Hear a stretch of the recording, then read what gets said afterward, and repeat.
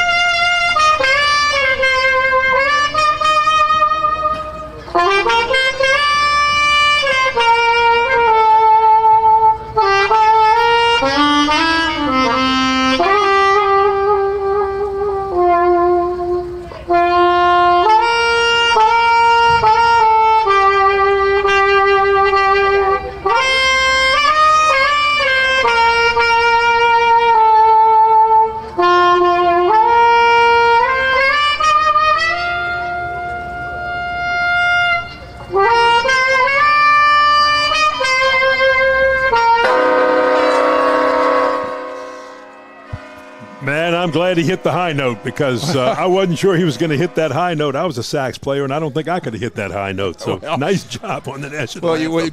Great job with the sax, and then right at the end you hear the horn, which our viewers are going to be listening to tonight, depending on how St. James does. Right?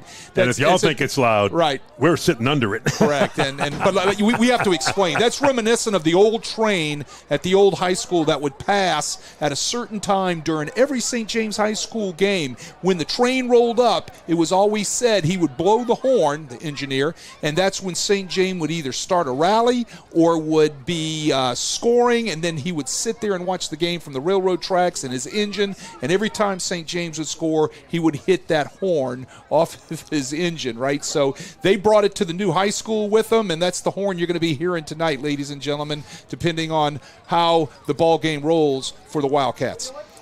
Now, there you have it.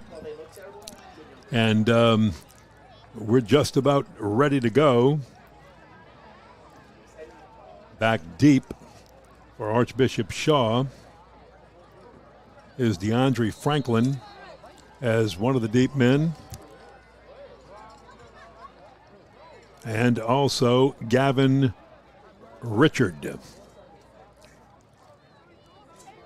It's everywhere else it is pronounced Reshort, so if we slip every now and then, folks, tonight, please excuse us, but it is Gavin Richard. Whole family of Richards coached and went to Shaw. Now the return pass to 20 up near the 25, and the Eagles will have some pretty good field position to get things started with as we take a look at the offensive lineup for the Shaw Eagles. Well, here's your kickoff return right here. He gets knocked out of bounds. Great coverage by the guys in the gold jerseys. You talk about this offensive lineup for Shaw, which is coming out on the field now.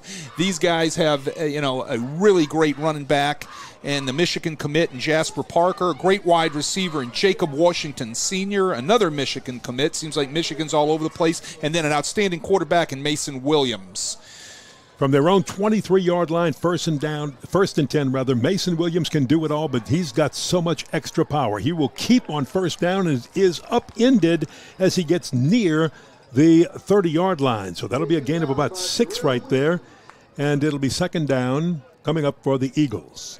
Hank Tierney isn't going to get far from running option, and that's what they ran right there. I mean, he's born and bred in the option game all the way back to the old days at Shaw running split back veer, right? So you see a little option right there out of the gun. He's going to mix in some option somewhere in his offense. Probably some music too, just like Hank Williams. And this is a keep by Wilson. And this time, St. James was all over it. Nobody's surprised there, and they'll lose some yardage on that play. And suddenly, running is tough on this first series for the Shaw Eagles. Well, they talk about speed, right? Watch the Wildcat defense run to the ball here. You're talking about speed. Filling that alley fast, coming down from that secondary, linebacker scraping across the top. A lot of speed in this St. James defense, which I'm sure we're going to see all night.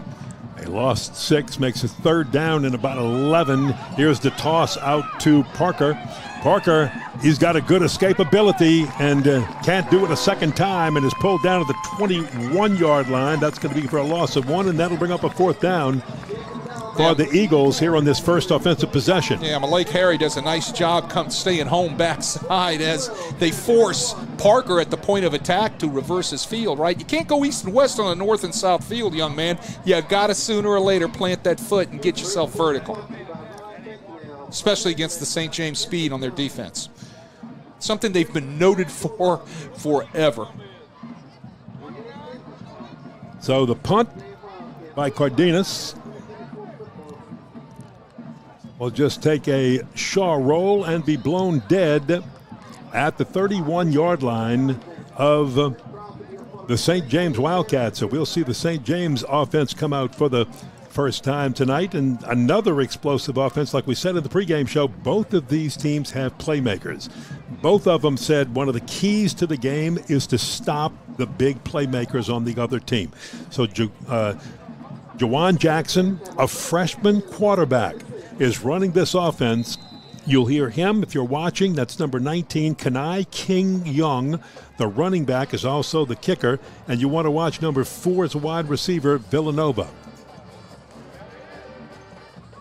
Here is a first down run, and running hard past the 40 up to the 43. And that is Kenai King Young. Wow, you can see right there, first play, look at his vision. Great blocking up front by the offensive line. Got to give those guys credit all the time. A lot of eye candy with the motion, but look at him follow his blocker right there. He gets in there. Great block by the lead blocker, which was Caden Frazier, does a nice job, and that allows King Young to be able to make a nice little jump cut to his left and get vertical to the second level for a nice pickup. Yeah, gain 6, second down 4. And here's the handoff again. They're going to keep it on the ground and try to just run. Kenai King Young. And he is just shy, or did he get it? Let's see. No, he is. Yep, he got the first down. Just got to the first down marker, and that'll move the chains for St. James. First down. You know, you're gonna talk tonight about the Shaw defense, about can they match play for play with the talented St. James offense and the speed. You know, it starts first with their up front 7. They have a nice group of 7 guys in that up front group that are worthy of their opponent, right, St. James. From the 46, handoff to Kenai King Young. This time hit at the line of scrimmage and driven back, and he was met by a host of players led by Jackson Williams and others. Yeah, Jackson Williams is one of these guys that comes from his strong safety position to be able to fill downhill. But it starts with those guys in the front 7 doing their job to allow the secondary to fit off of them, right? So that allows guys like Jackson Williams to be able to come down and fit off the linebacker. The linebacker makes the defensive lineman right. The safeties make the linebackers right. Second down, a little bit less than 10. Empty backfield. Everybody's out there. Here comes a big rush. He's got it off, and it's incomplete. Intended on the far side, way down there for Kenai King Young. Well, Jawan Jackson was pressured. Watch the blitz coming right here from the outside linebacker. They pick up the blitz, but it allows the defensive lineman, number 95, Jonathan Williams, to come scot-free. Now, that's a big boy to come barreling down on you, all 5'11", 268 pounds. So that freshman looking at that 268 coming in his face, he just got rid of the ball. I would too. Without question. Oh, my goodness. 3rd down, 9 at the 47-yard line. Big rush coming. He unleashes rather a beauty, and it's incomplete. Defended well. And I thought the receiver had a pretty good shot at that. That was Kane Zenon, the junior. Yeah, well, look at the shot. Well played, though. Right, look at the shot Jackson's going to take from the blitzing linebacker. Blitzing linebacker gets home. That looked like Jaquan Carter coming from his linebacking position, blitzing through the A-gap, and just really leveled the young freshman. Well, Kenai King Young is also your kicker and your punter, besides being a wide receiver and a pretty good running back. So he'll punt one here, which will just check up at the 30. And that's a 23-yard punt for Kenai King Young. So after each offense has to punt the ball away, 7:44 to play here in the first quarter. We'll see what Shaw can do and what adjustments they make on this second offensive possession with the football. You know, first series they went east and west, right? Mm-hmm. Okay. They need to run downhill. They need to get number 8 going vertically. Well, number 8 is standing right next to his quarterback, takes the handoff, looking for place to go, and St. James has everything squashed right up the middle. Gerald Jones clogged it up and got help as a defensive lineman. Wow, Gerald Jones' quickness off the ball is really, really good. Watch 54 right there in the middle of your screen, everybody. Look at him squeeze this down. Wrong shoulders the puller. Great technique, taught perfectly against the puller. He's underneath the puller, creates the log jam for everybody else to get there. From the 30, pass outside, and that's off the hands. And was it tipped? It was intended for Jacob Washington. Yeah, it looked like it was tipped right at the line of scrimmage. It might have been tipped by number 9, Nolan Zenon, outside linebacker. Got his hands up and got his paw on the ball. Let's see if we can confirm that. Brings up 3rd and 11. Yeah, there it is. You're right. 3rd down and 11. And Wilson scrambling, throws, has a man, and that's Jacob Washington. And Washington has the first down and is out of bounds in St. James territory. Well, first it started with Wilson. Watch how he climbs the pocket and keeps his eyes downfield. There is a flag down. There is a flag down. Keep going, I'm sorry. There's only 3 on the rush, so it helps your offensive line. But look at the Michigan commit. It was wide open about 16 yards downfield. Here's our call. Illegal forward pass. He must have been past the line of scrimmage when he climbed the pocket to throw the football. Now that's going to be a loss down, so they're going to bring out their punting team on 4th down. And it wiped out about a 30-yard completion, a little bit more possibly. So that does back it up, Wade. And they'll be backed up to the 26-yard line. Watch how he climbs. He just doesn't know where the line of scrimmage was. He's going to step up nicely in the pocket and throw the football. You can see Washington coming open right across the center of the field here. Cardenas to punt. It's picked up at the 28-yard line, and he is dropped right at the 28, trying to return it. That was Jacob Washington, and a pretty doggone punt of 40. Yeah, you got about a 45-yard punt there. Not bad. Well, I always thought if you can get your punter kicking over 38 or 40 yards, you a little bit of end over end or something that will make it hard for the returner to deal with, you were always in good shape. And then if you could get your coverage down there, it was always a plus. Cardenas is not only the punter, and just like St. James, he's the punter and the place kicker. And Hank Tierney says he's one of the best kickers that he's ever had. He'll kick in a Power 5 or Power 4 conference at the next level without question. From the 28-yard line, 1st and 10. Kenai Young King. I'll say that backwards every once in a while. Kenai King Young. It's a 3B, and he'll gain 2 to the 30. Great play by Jonathan Williams, a nose guard. Working down the line of scrimmage, getting off a block and making a nice tackle on King Young. Look, impressed with these two defenses so far. So, you're answering that question we talked about in pregame. These two defenses can play.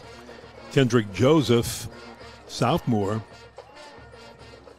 He's in one of the back positions. And here's an almost pick. My goodness. That would have been a pick six had he been able to hold it, and that was Jaquan Carter. Well, it's going to start with the pressure, right?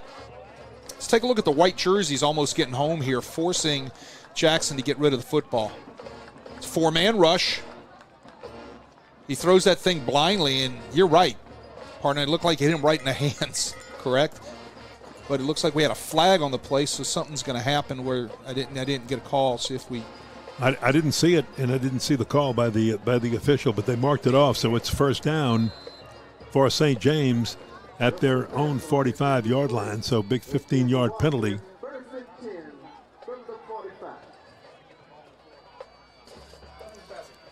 The first and 10 at the 45 for St. James. They needed something like that to move the chains, and it did. They give to Kendrick Joseph, who had just come in on that last play. He tries the left side and can get back to the line of scrimmage and no more.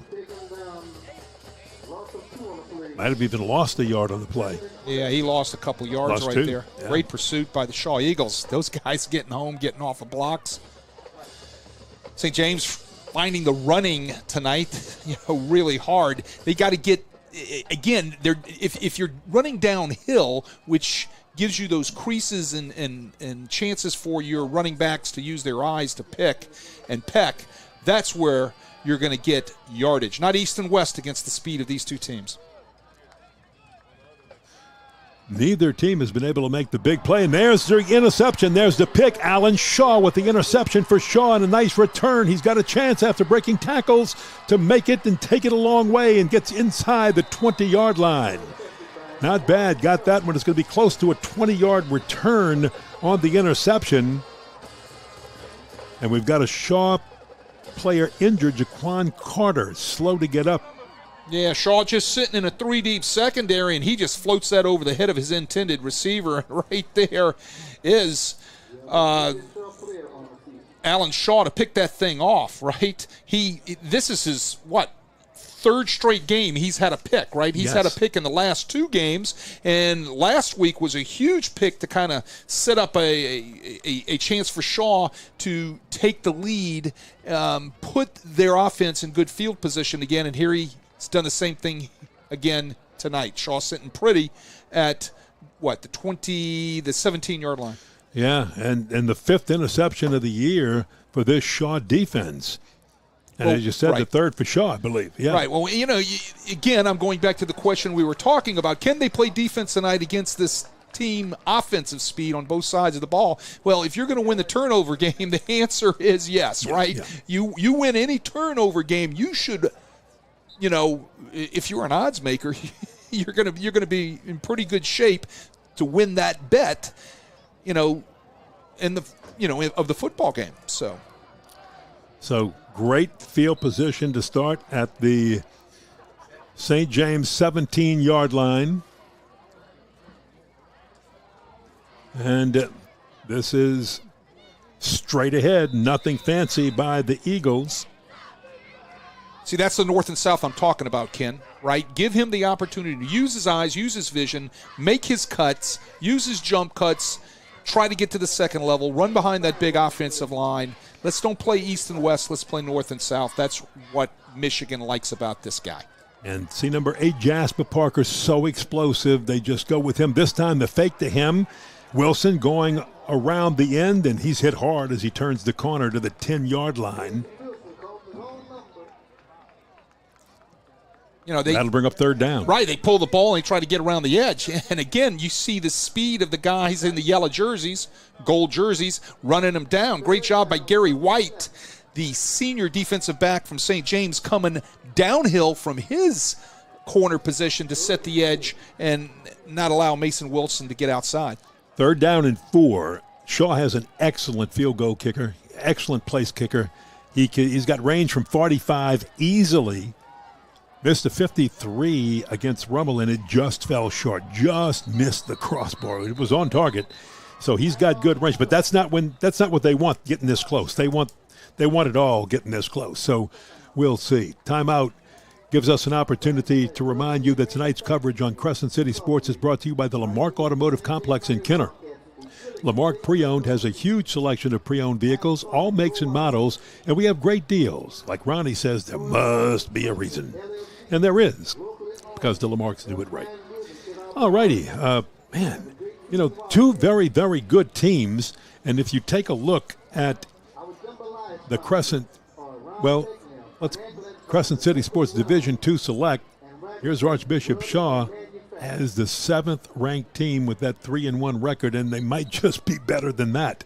But it goes to show you how good the teams are above them right now. Well, look, it's a very diverse group on there, and it was good to see teams on there like Haynes and Jefferson Parish, teams like that. Vanderbilt Catholic also in that mix, right? Very, very nice listing, and Shaw is amongst them and only getting better each week. Boy, it's so hard to figure out who's going to get the ball. Will it be Wilson? Will it be Parker? It's Wilson. Wilson's got a straight shot to the end zone. Touchdown from 11 yards out. Touchdown, Shaw. They score first. Mason Williams, the senior quarterback, makes it look easy on that run. Well, they run the option, right? I told you Hank Tierney's going to have some option in his offense. When you got 2-on-1 out there, you're going to win that every time in the option game. Great job by Mason Wilson reading who has pitch, who has quarterback. He keeps the ball, recognizes it, and walks into the end zone. Last week he had 50 carries for 228 yards and 2 touchdowns. He's on his way again. Well, the point after is good, and it's 7-0 Archbishop Shaw, as when you get that big pick and it's in your opponent's territory and you can start your drive at the 17-yard line, good things will usually happen, and Archbishop Shaw turned it into points and has a 7-0 lead with 3 minutes and 50 seconds to play in the first quarter of this one. Well, you got to get points after you get a pick that you can put down inside your red zone, correct? And when you can do that and you have a nice combination of that week in, week out, and you're winning that turnover game, you're going to win a lot of football games. That's the secret to playing good defense. Mm-hmm. It's complementary, right? Setting things up for your offense, and your offense has to take advantage.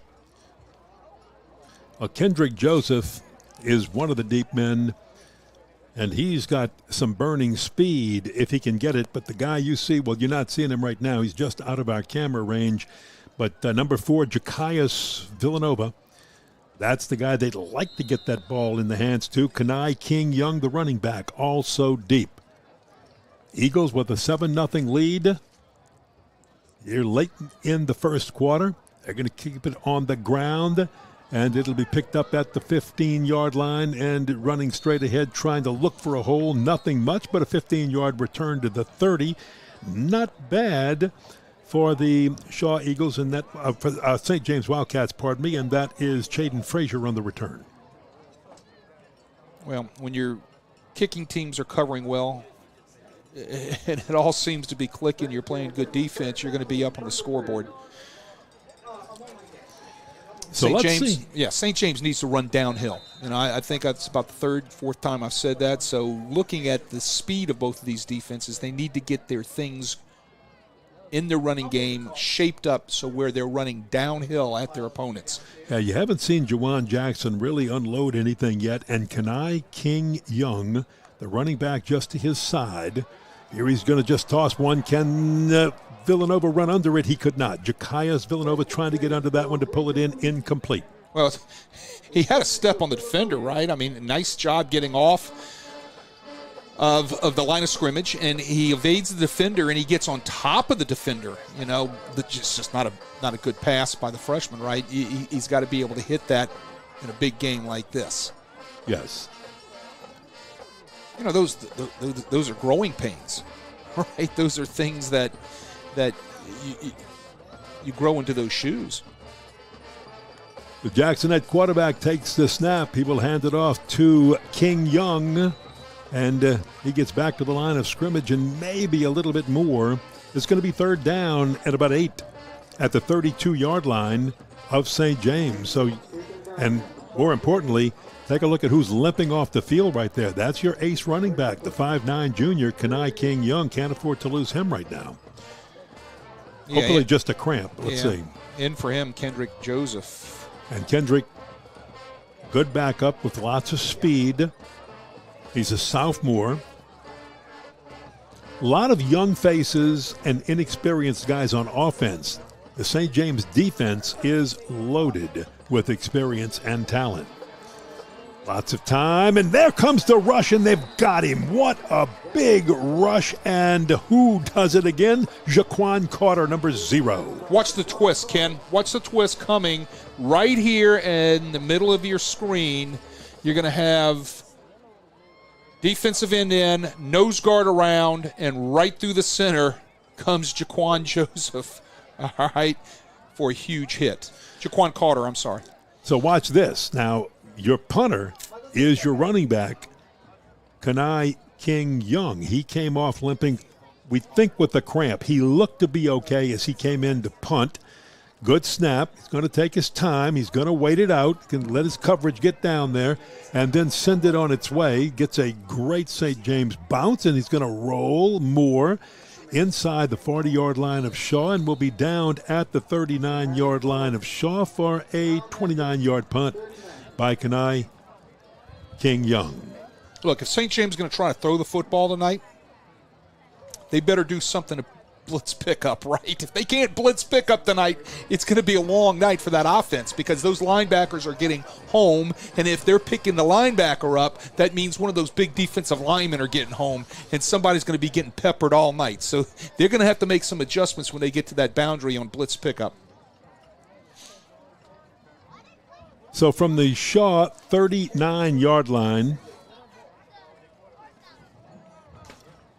well, we talked about what an explosive game this could be, but we haven't seen any of those gigantic explosive plays yet. We're waiting for this guy, Jasper Parker, to unload with one, and he runs it out of bounds. Look, he can make those explosive plays, but he can also do this all night, right? 5, 6, 4, 8, 7, 9, right? That's what this guy can do all night. I mean, he just get first down after first down for you. Right, and I was standing next to him before the game, and he is a well put together young man. They have him listed at 185. I'm going to say 200, 205 pounds. Yeah, 6'2". I'm going with you at 205. He's going to chuck it long, has a man, and it's a grab by Jacob Washington. Did he hold it? Yes. What a play by Jacob Washington, as he had to slow down and wait on that ball a little bit and wait for it to come to him, but he had the coverage beat. Yeah, he's vertical, right? And he makes a double move to get vertical on top of the secondary, but you can see what Michigan likes in this guy. He's got route speed, meaning he can get into his stem fast. He can move his body to be able to plant and then accelerate off of any cuts that he needs to, and then he's got hands. A 46-yard reception to the 5-yard line. Here's the handoff, Caleb Williams, and he is hit at the 4, a gain of 1 pushed back. You know, back to Washington again. I mean, this guy was the guy last week against St. Charles to spark their offense with a 71-yard catch, and here he is right back again making a big catch to put the offense back into scoring position. Mm-hmm. Second and goal from the 4-yard line. And the handoff to Parker. Parker's looking. He's charging forward, trying to fight for 1 extra yard. Did he get down to the 3?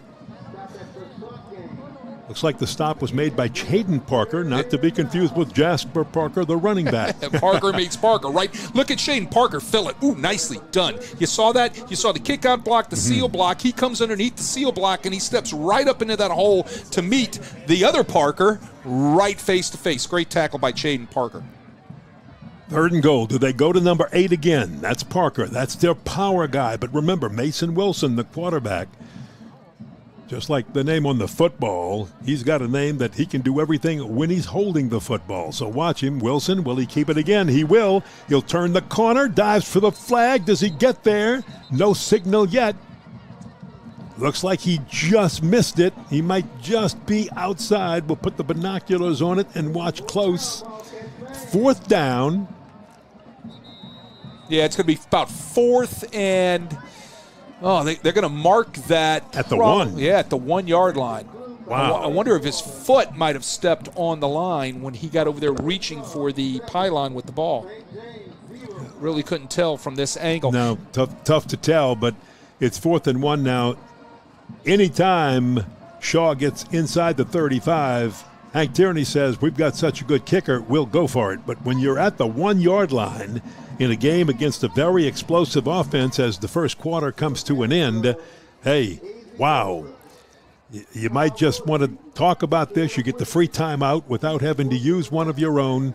And you want to try to push it in and take a 14-0 lead if you can on the road. How big would that be for the Shaw Eagles? Well, huge. I mean, I think they're thinking right now that they've got a guy back there, number 8, and they're going to turn around and give him the ball. Right, that's what I would do, and I'd have him running downhill. With everybody blocking in front of him. The good line here in Carter Newsom at left tackle, Craig Bourgeois left guard, DJ Miller the center, Caden Johnson the right guard, and Adam Lamarck the right tackle.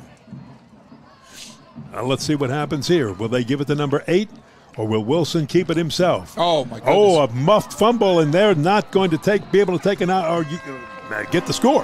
No, that's not. So, well, that's that's going to negate everything. You've got to be able to, take care of the fundamental, and putting the ball on the ground at your quarterback's feet is not taking care of the fundamental. So, that's things they've got to clean up on. Yeah, muffed fumble, and they turn over.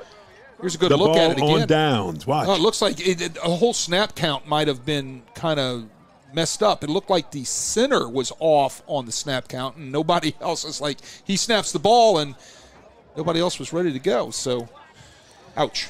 Well, the St. James defense, and they get a stop there. Even though it was a bad snap, hey, give them credit for the snap. Let's see if that pumps a little life into the offense. So, Quan Jackson, look, he's back there with the under center. He will take the snap and hand it off, playing it safe, that close to your own goal. Nothing fancy as King Young takes it out to about the 8-yard line. A gain of about 4. Well, King Young falls forward when he is hit, right? Which is, I say this each week, you look at running backs, if they can fall forward, not get knocked back, that's a mark of a solid running back. Absolutely. Nobody playing tempo. Everybody taking their time.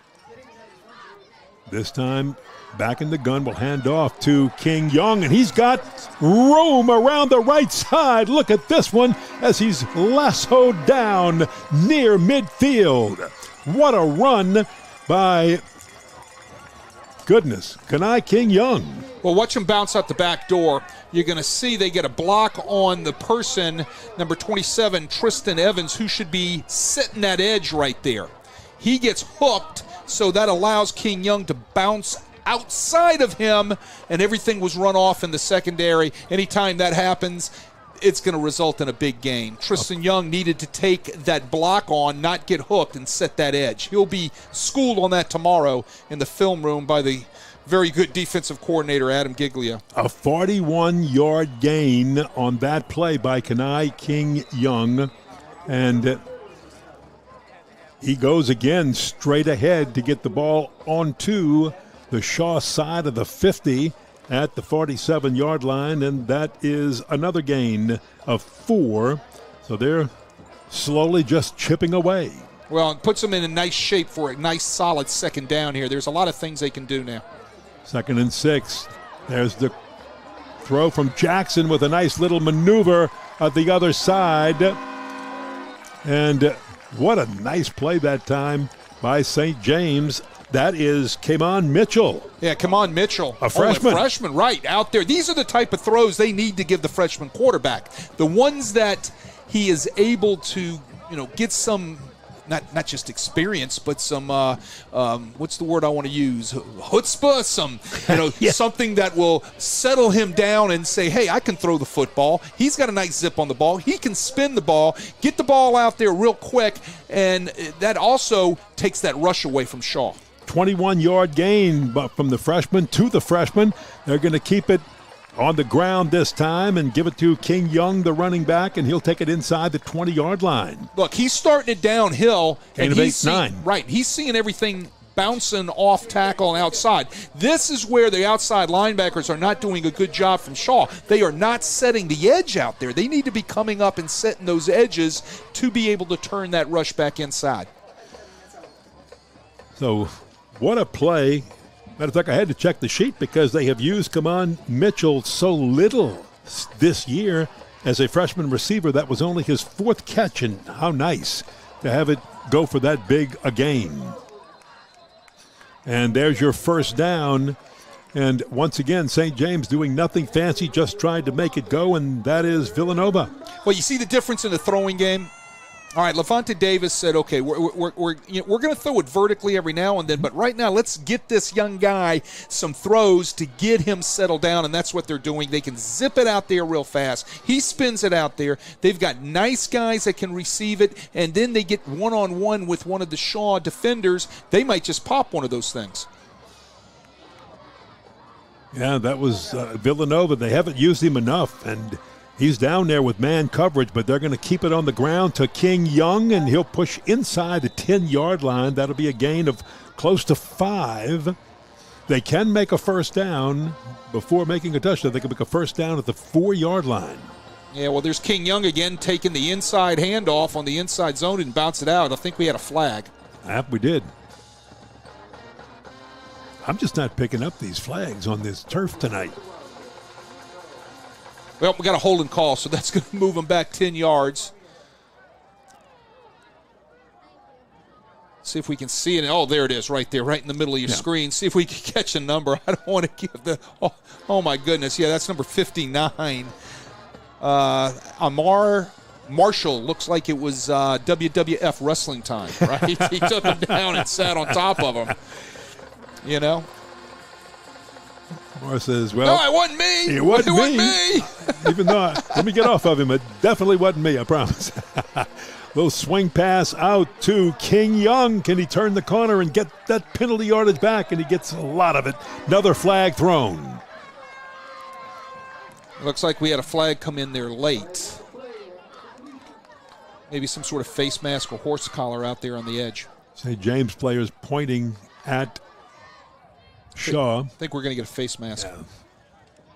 So if so, that play and the penalty yardage got everything back they lost on the holding penalty, and that will put St. James in very good field position.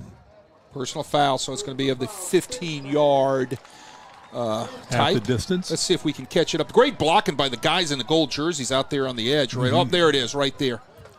Look like we have number 27, Tristan Evans, grabbing hold of that face mask and not letting go. Well, it's going to put St. James in a great situation again. Here they are with first and short. Yeah, first and about 3 from the 7-yard line.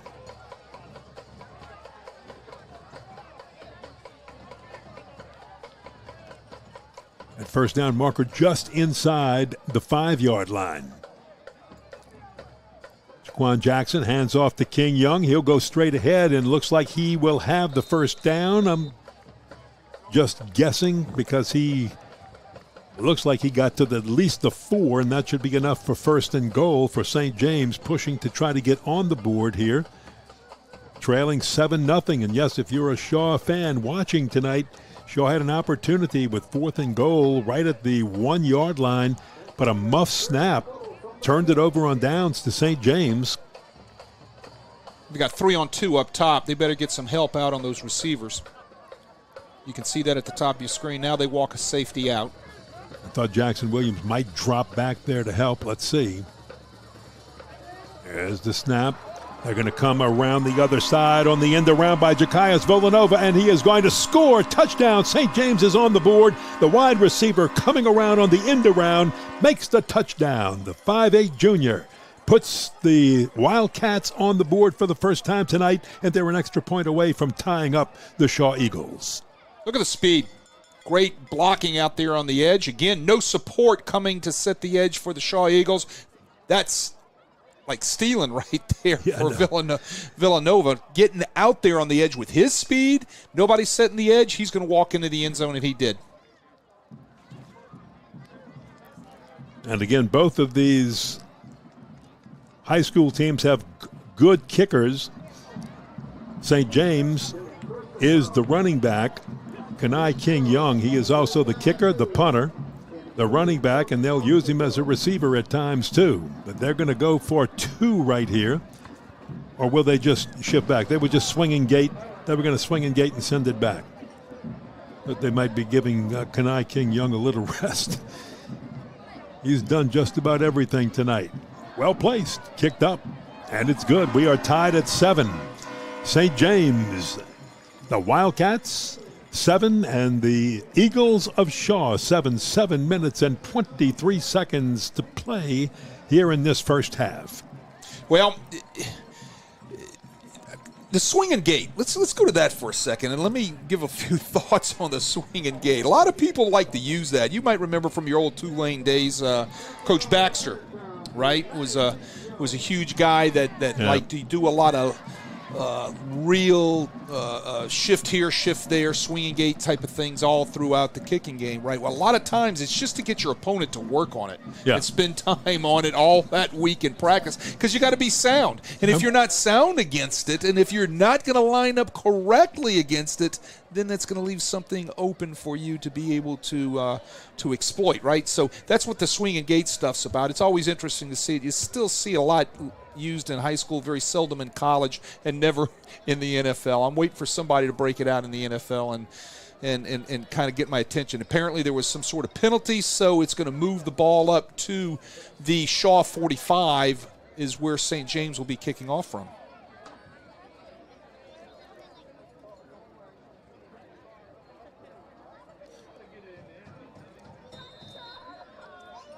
Yeah, I didn't see that flag either. Neither did I. I don't know if it's just there's a shine coming off the turf with the way the lights are, and I don't know if that's just camouflaging the flag or they're throwing it.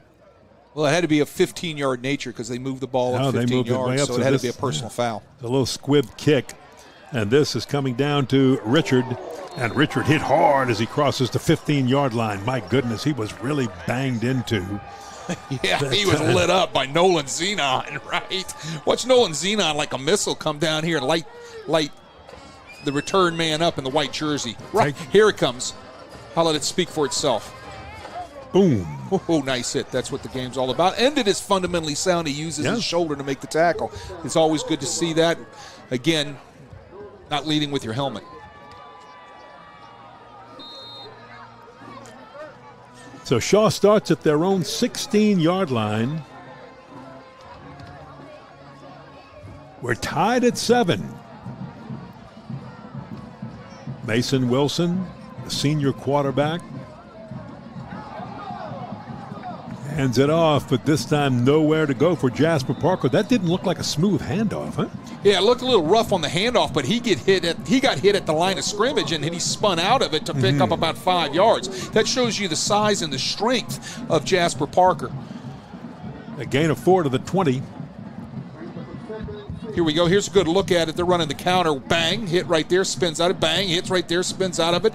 And look how he falls forward. Another mark of a good running back. Always leaning forward and falling forward and keeping his feet moving. Yeah, the handoff was clean. It was just that hit at the line of scrimmage that made it look like it wasn't, and that was a pretty hard hit. But, hey, how about Parker just bouncing off of that to keep going? That was really an amazing play. On second down, the little pitch. And looking for some room, Parker across the 25 up to about the 26-yard line, 27-yard line. That'll be a gain of 7, and that's enough to move the chains for a first down. Look at the blocking out on the edge by the Shaw receivers here. Watch how they tie everybody up. They keep their hands in place. Great blocking there, great blocking there. Nice job. You know, you talk about good blocking out on the edge, and you know, Gavin Richard was one of those guys. You've got to know when to let go of that jersey, right? Because that's when you get that holding penalty. Hand off. Eagles keeping it on the ground.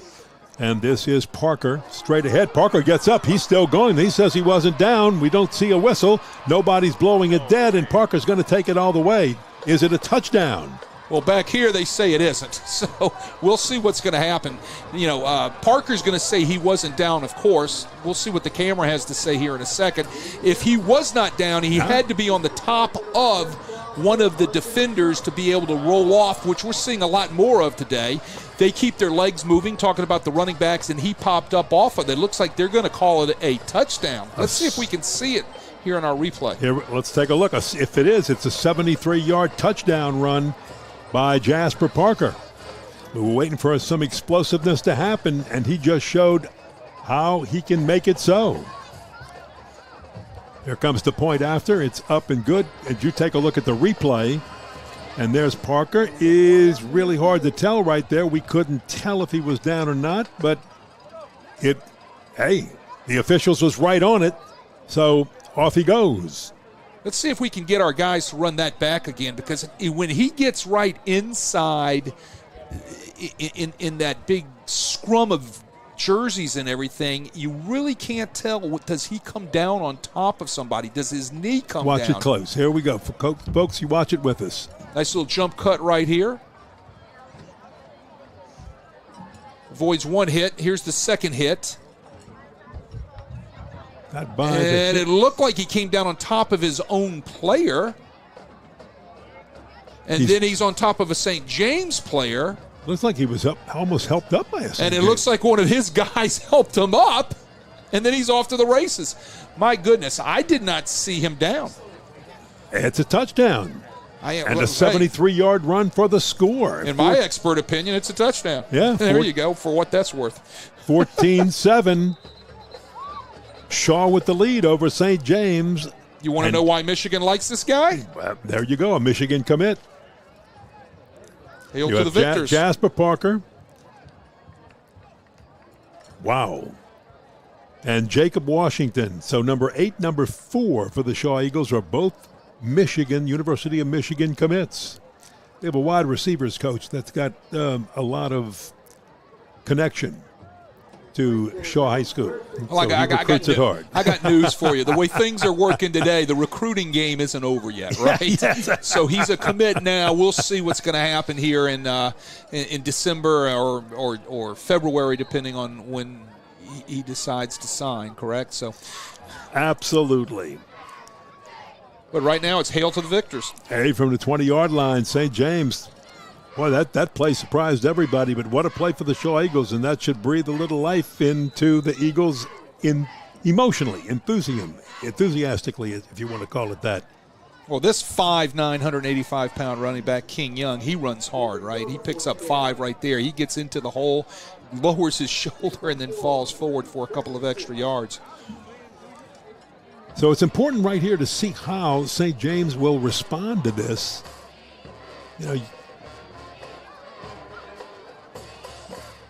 We're nearing the 5-minute mark here in this first half.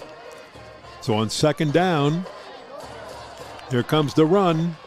And across the 35 to the 36, that'll be enough for a first down. And getting a little extra love there. Again, they're hitting it right off tackle and then bouncing it outside, right? That's Kendrick Joseph doing a nice job there, picking up extra yardage, getting it out and around the end. Nothing being set on the edge by those outside linebackers by Shaw, and I'm surprised they haven't made an adjustment yet on that. As Joseph was making that run, Kimon Mitchell was getting a little coaching on the sideline. Let's see if they go in his direction, and they do, and he's right off his fingertips. So he was getting some coaching. As Joseph was getting up, he was over by the sideline, and they went to him on that play and missed him. Well, they forgot to tell him the most important thing. You know what that is, huh? The ball's going to hit you in the hands. You got to catch it. Absolutely. Oh, you got to catch that, right? He had a great opportunity. That free safety should have been right in there to pick that. Free safety kind of got hung in the center of the field, and I think that was Jackson Williams. And look, Kimon Mitchell, he's a freshman. Yeah, he's down at the bottom of your screen. That's why you tell him to catch the football. Let's see if they go to him again. Down at the bottom of the screen. No, this time the freshman quarterback, Joanne Jackson, keeps and gets a few. I think that was quarterback draw all the way. Yeah. You know, I love freshmen. Freshman eyes are so big, right? Sometimes, you know, the stage might be a little bit too big for them. I don't think it's too big for these guys, but that you look at them in the eyes and you say, "Look, we're throwing the ball to you next. Make sure you catch it." Right? Yes, sir, coach. Yes, sir. It's great when you coach young guys like that, freshmen, because that luster and that allure of everything is all fresh and new. When they're in seniors, they just kind of smack their lips and say, "Of course I'm going to catch the ball," right? 3rd and 8 from the 38. Here comes the rush. Jackson in trouble, and the freshman goes down at the 30-yard line for a loss of 6. Yeah, getting home, Michael Banks. Big 99, 5'11", 230. I think with a little help from number 84, if I'm not mistaken. Yep. No, I'm sorry, 90. Is it 94? Caden Valentine getting home, 5'10", 220-pound senior. So that stops St. James in their tracks, and with that loss, 4th and long, 4th and 15, they're going to punt. So King Young sends it on its way, and it's fair caught at the 44-yard line. Shaw taking over with great field position again, right? I mean, yeah, either by an interception or by a punt, playing solid defense. They've done a nice job on almost all of their drives tonight so far in the first half, taking over in really adequate field position. Yeah, they really have. And you know what? When they've taken over deep in their own territory after those first 2 drives, which they had to punt the ball away from deep, they've come up with a big play. The last time they took over at their 16, but you had the 73-yard run by Parker when he was not down and kept going, and smart move on his part. We got a timeout, St. James. Timeout reminds us to remind you that tonight's coverage on Crescent City Sports is brought to you by Oshner Andrews Sports Medicine Institute. Don't let a sports injury keep you sidelined.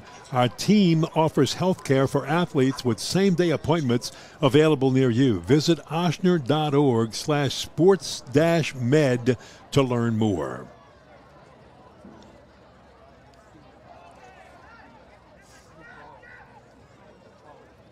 So Shaw with the lead, 14-7, 3:11 to play in the half.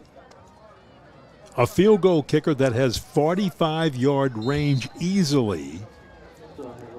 No wind to affect his kick, help or hurt either way. Here's the fake, and the keeper, Wilson, with a first down run, and big hole opened up that time by that Shaw offensive line for Wilson to take advantage of it. Mason Wilson with a nice run.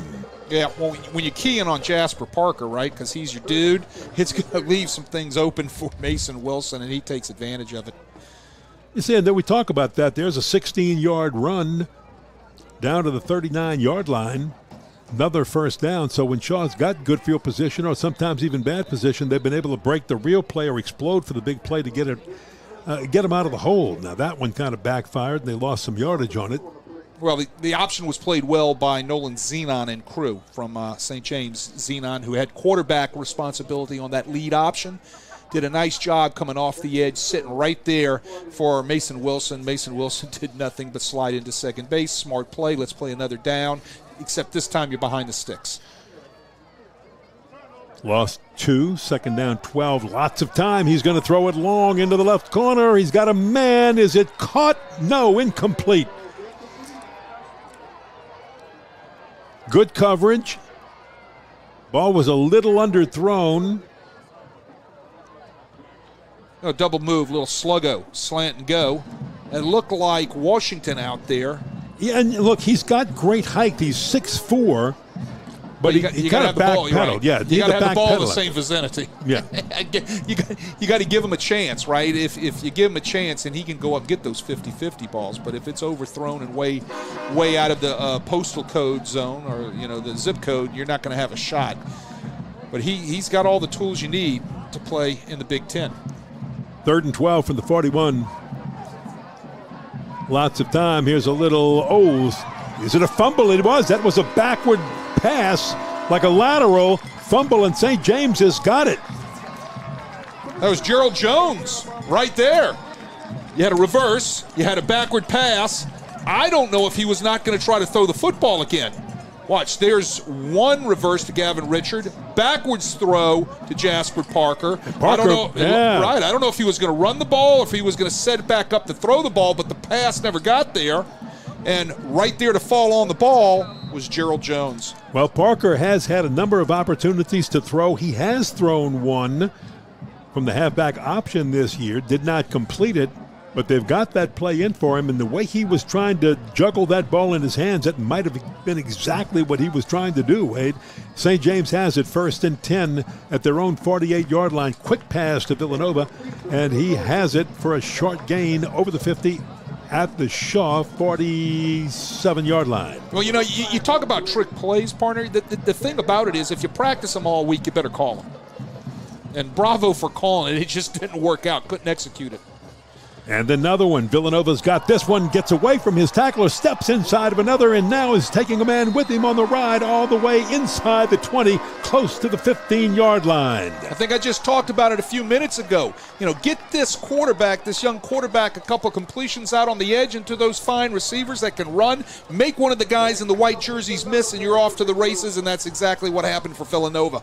And guess what? 34-yard gain looks pretty good when it happens. And a handoff straight ahead to the 10-yard line. You're working the clock. St. James right now trying to tie this score. Each team has 2 timeouts remaining for this final 1:18, 1:17, 1:16 with the clock running. 2nd down, about 6. That's your ace runner, Kenai King Young, standing next to Juwan Jackson. Freshman quarterback, junior runner. Took a lot of time to get this play going. Kenai King Young with a nice side step around everybody inside the 5 and down to the 3-yard line. It'll be a 1st and goal. 4th or 5th time we've seen that tonight. Everything's clogged up inside. He just bounces it off the tackle's edge. Nobody setting the edge for the Shaw Eagles right there off tackle. This time the fake to Kenai King Young. Jaquan Jackson keeps it himself. He's into the end zone. Touchdown. A 3-yard touchdown by the freshman quarterback, Jaquan Jackson. And St. James is an extra point away from tying this one up right before halftime. Yeah, zone read. Disconnect. Nobody fits. You're going to walk into the end zone every time. And it doesn't matter what age you are as a quarterback, right? Here comes your swinging gate again.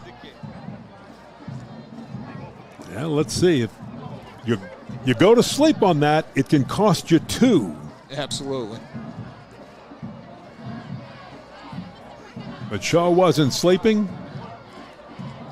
So the Wildcats line up for the PAT. It is up and it is good. We are tied with 39 seconds to play in the first half of this ball game between 2 powerhouses in their respective divisions, 4A Shaw and 3A St. James. We're all knotted up. What a game so far.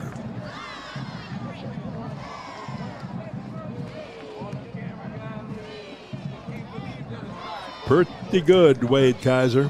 Well, that whole drive was set up by Villanova catching that football on the quick hitch and making a defender miss him, right? He sets the ball up down the boundary for an offense, and then you have a couple of nice runs by King Young, and then you have Jackson walk into the end zone on the zone read.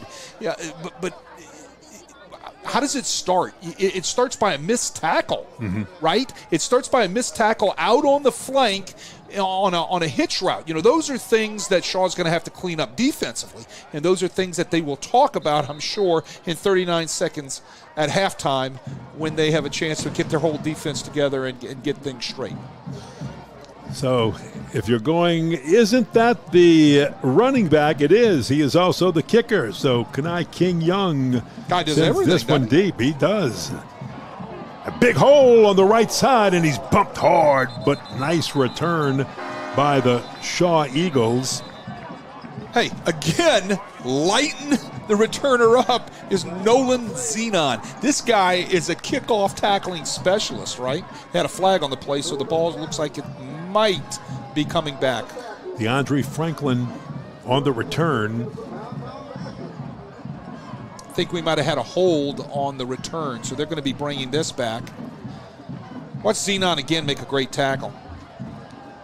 Keeping the ball out of the hands of Gavin Richard. Point. Very nice. Oh, that was it. Nice hit.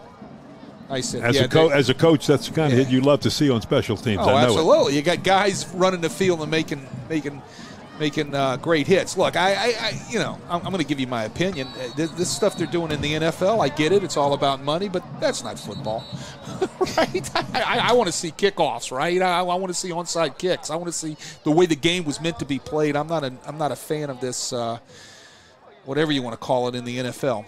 I know I'm going to get criticized. No. But it is what it is. It's about money. You know what I'm waiting for in the NFL? I'm waiting for this lawsuit to happen. Hey, this guy hit my player with some unethical hit, and now it's costing him his future, his career, right, his future earnings. So therefore, we're suing that team and that player. Well, I'm sure it's going to be coming Who along. knows? I mean, have we advanced to that yet? Even in the college game with NIL money. So who knows? I just vent because I love to see good special teams play and Well, with 33 seconds and no chances for a mistake down near your own goal line, so Shaw will just take a knee. And St. James has 2 timeouts if they want to call them, but Shaw can let this clock run out, and I think both teams are going to be happy to go to the locker room tied 14-14, and you're coming out with 24 minutes of football starting all over, just like 0-0 when they come out.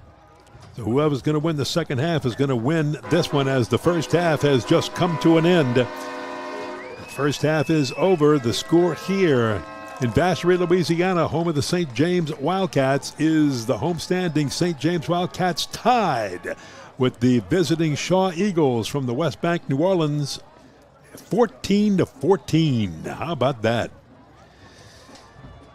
Your comments on the first half, Wade? Well, I think, and I'm going to go back to what we were talking about in pregame about, are these two defenses good enough to be able to stop these offenses? I think the answer is yes, but they're going to have to make a few adjustments. And let's talk about Shaw first. What are they going to have to do, to kind of slow these guys down a little bit, right? I think they need to tackle a little bit better, and they need to be able to understand their roles as far as where do they fit in their defense.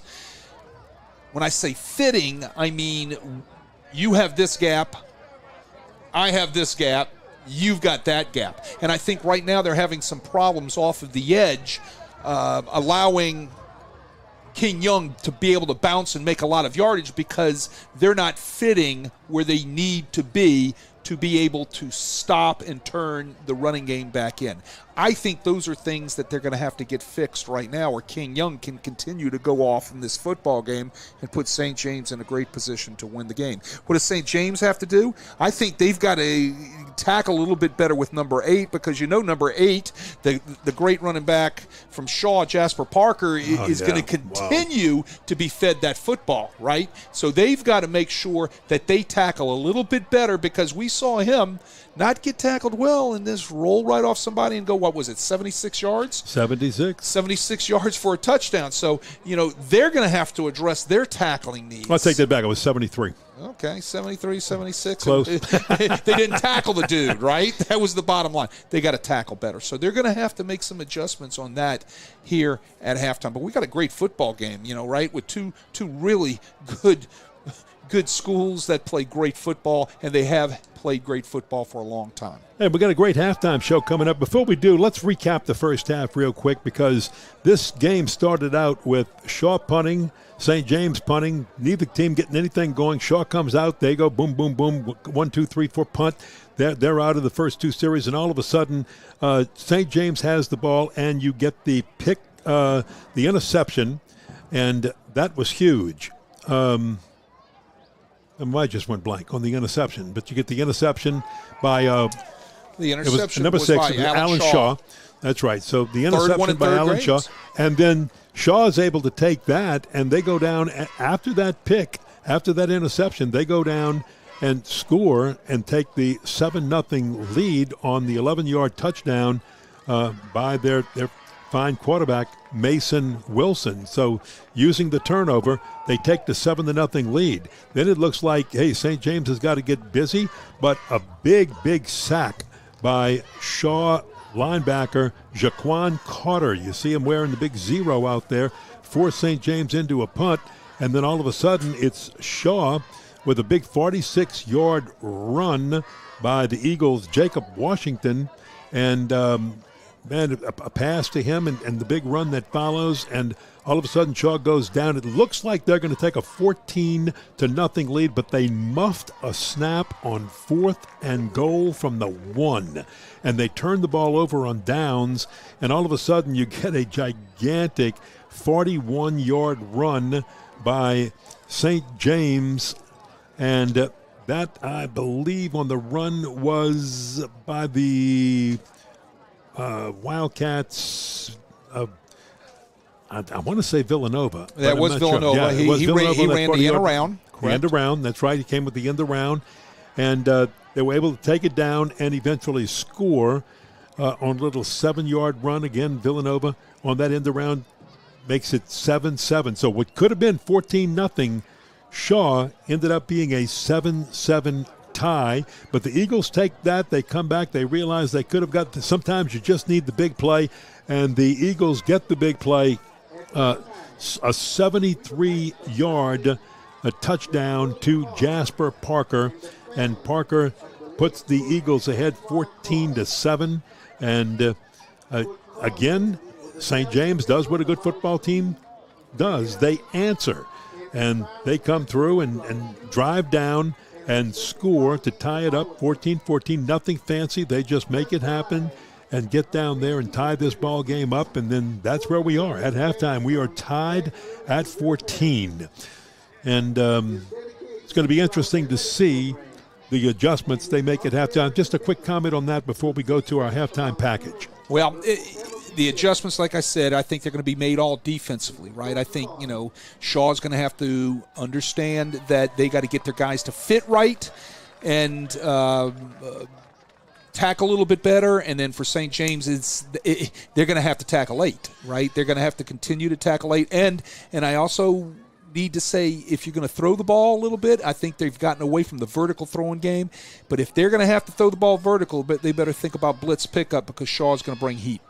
All right, Lenny Van Gilder and Ken Trahan from Crescent City Sports did a little interview, and they're talking about some real good football teams and some of the better teams and better players. Let's listen to that, and we'll come back and tell you how these two teams fit in, especially playing on this field here in Vacherie. So here's Lenny Van Gilder with Ken Trahan. Guys, thanks. We are at the midway point of the season, Ken Trahan, and it's hard to believe we've gotten here this quickly, but here we are in week 6. 5 weeks from now, we will be talking about playoffs, and I guess it's fair enough time to really make some evaluations on what we have here thus far. Let's start on the team front. A number of unbeatens in the area. Who is the best team right now in the New Orleans area in your mind? Carr. That was an easy answer there. It was a long answer. What makes them so special? Obviously, the Catholic League has really shown to be a very difficult league this year. 7 of the 8 teams already have a loss 2 weeks in, okay? But and it's that kind of competition that they're going to face. Not just they faced it in pre-district, and they're going to face it all the way through. What does allow Carr to separate itself in your mind? Well, they have everything. I mean, they've got 3 LSU commits. They got an Ole Miss commit. They've got a quarterback in John Johnson that's really good and a returning starter. They have size up front, and they're well coached. Other than that, there's nothing to like about them. So I think it's their best team since 2019. I know Bryce Brown doesn't like it when I say that, because I talked to him on the phone. He said, "Come on, Mr. T," but I'm telling you, Mr. B, I honestly think that's the case. So I think that pretty much spells it out. That's fascinating to me. Carr had that run there, 4 straight state championships. Everybody on the team had done nothing but win state titles. Now they've got no one who's won a state title on their roster. And, right now you'd certainly have to make them the favorite in Division I Select. Who are the teams in the New Orleans area with maybe the next best chance of being alive in the Superdome on the second week of December? On the select side, it's the teams in their district, obviously. St. Augustine, despite having 2 losses, is very talented. It's a good football team. John Curtis is John Curtis Christian. Don't sleep on the Patriots. They've got 2 losses against really good teams. Archbishop Rummel is a very good football team that just needs to be a little bit more consistent throwing the ball. Brother Martin is a good football team with a very good defensive front, 2 very good wide receivers, and a well-coached team. You can't discount any of the teams in that league. Jesuit is a good football team with quality win. Holy Cross, good football team with quality win. And Warren Easton is a big physical football team as well. But otherwise, I think from the standpoint of the best opportunities, I think you have to start with Mandeville. This was a semifinal team a year ago. So I think people don't realize that. They lost to Ruston, who was the best team in that division, if not the state last year. And Mandeville's better this year. And Nate Shepard is really the best player in this area, hands down this year. With all due respect to Harlan Berry, nobody's meant more to his team than Shepard, who's affected the game in 3 different phases. And his team's undefeated, and they're very good. So I'd say Mandeville, interesting because Covington is 5-0, and Greg Salter's done a good job. They had a ton of injuries last year, and they're so much better this year. As a result, Caden Heck's done a great job for them. So I think that's a good football team. And then, of course, when you start getting into the other local teams, Newman is a team I think that has its best chance to win a state championship, and that's because of talent, coaching, and because of who's in their division or maybe who's not in their division this year. I certainly think that matters as well. Good stories, maybe Haynes Academy, right? To be where it's at right now, to be 4-0, that's pretty special for an academic institution. And Ben Powell's done an excellent job with that program. I think you have to look at Lakeshore. Brett Indes is a state championship coach, and what he's done previously at Catholic New Iberia speaks volumes. Udre Grow has been really good for them this year. Brown's been good for them as well. They run the football. You've got to stop them, or they're going to keep the ball and run it down your throat, and they've done a great job of doing that. Lutcher is Lutcher. They've been this type of program for many years. Zach Jenkins is the coach's son, and he's done a very good job at quarterback, and they've beaten everybody thus far this year.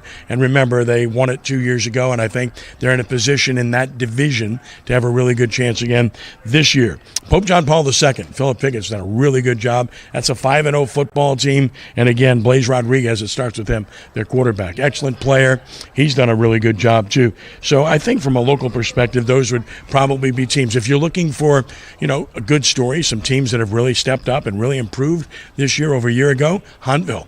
Greg Boyd's done an excellent job with that football team in 1 year's time to see what they've done. Got a great win over Terrebonne. Terrebonne beat Destrehan. Tells you a lot about where Huntville's at. Hammond is another. Dorset Buckle's a name that people know in football circles, has really done a good job. That's a 1-loss team right now that's really playing well. Another one would be Franklinton. And we know Nick Saltaformaggio. That program's been down for a few years now. It's not now. They're a 1-loss team. They play Lakeshore this week, a big game, but that's a really good football team. Their 1 loss was a jump ball game. So those are some other teams I think that certainly bear watching here in the area. You mentioned Shepard. You mentioned Berry. Some of maybe the other players whose names are going to be in the mix for the best player in the area when we get to the end of the season. Wide receivers don't touch the ball enough. It's Ron Francis at Carr is brilliant. John Johnson at Carr is a brilliant player. Vashon Coulon at St. Augustine is really good player as well. Somebody that I think you have to keep very close eye on. You got good running backs all over the place. Norman Taylor at Rummel's a really good running back. I think you keep an eye on as well. When healthy, he's as good as anybody. I just think there's a lot of good players, but those are some of the guys that come to mind. And then, of course, Eli Friend at Newman is just a terrific quarterback. He's smart, he's accurate, and he just runs that system perfectly. Can't ever forget about Dedrick Lassie at Riverside Academy. He's not very big, but it doesn't matter. He's just a terrific football player, and don't sleep on Riverside. I don't care about having 2 losses. Again, against good competition, they'll be there at the end and have a chance to win a state championship as well. We'll be talking when we get to the first round of the plus. It's going to be all about the draw. Lastly, one of the most touching stories of the early part of this season, we saw it, we still see it now with these guys, just the outpouring of support for our friend and colleague Ed Daniels. More than 70 schools putting helmet decals on their helmets for week 1. A lot of them still have them on there. It's just a terrific tribute and well-deserved to a man who obviously meant a lot to you and to all of us here. My best friend, man. Still hard to talk about it. And, of course, we deal with Robin all the time. We love her deeply. And I think the best thing is what you said, is just to see the impact that you have. It's a shame you have to find out after you're gone from this earth, but to see how many lives he touched and what he thinks. Look, there have been iconic figures over the years in high school football locally. John Jolly comes to mind, even Buddy Diliberto back in his time, really promoted prep sports extensively. I can name other names too, but in my opinion and in my mind, no one's been more significant in promoting high school sports than Ed Daniels across the board. It's not just with his revolutionary television show, it's with basketball tournaments. He was starting a volleyball tournament. He started a 7-on-7 event. He had the WGNO Baseball Classic.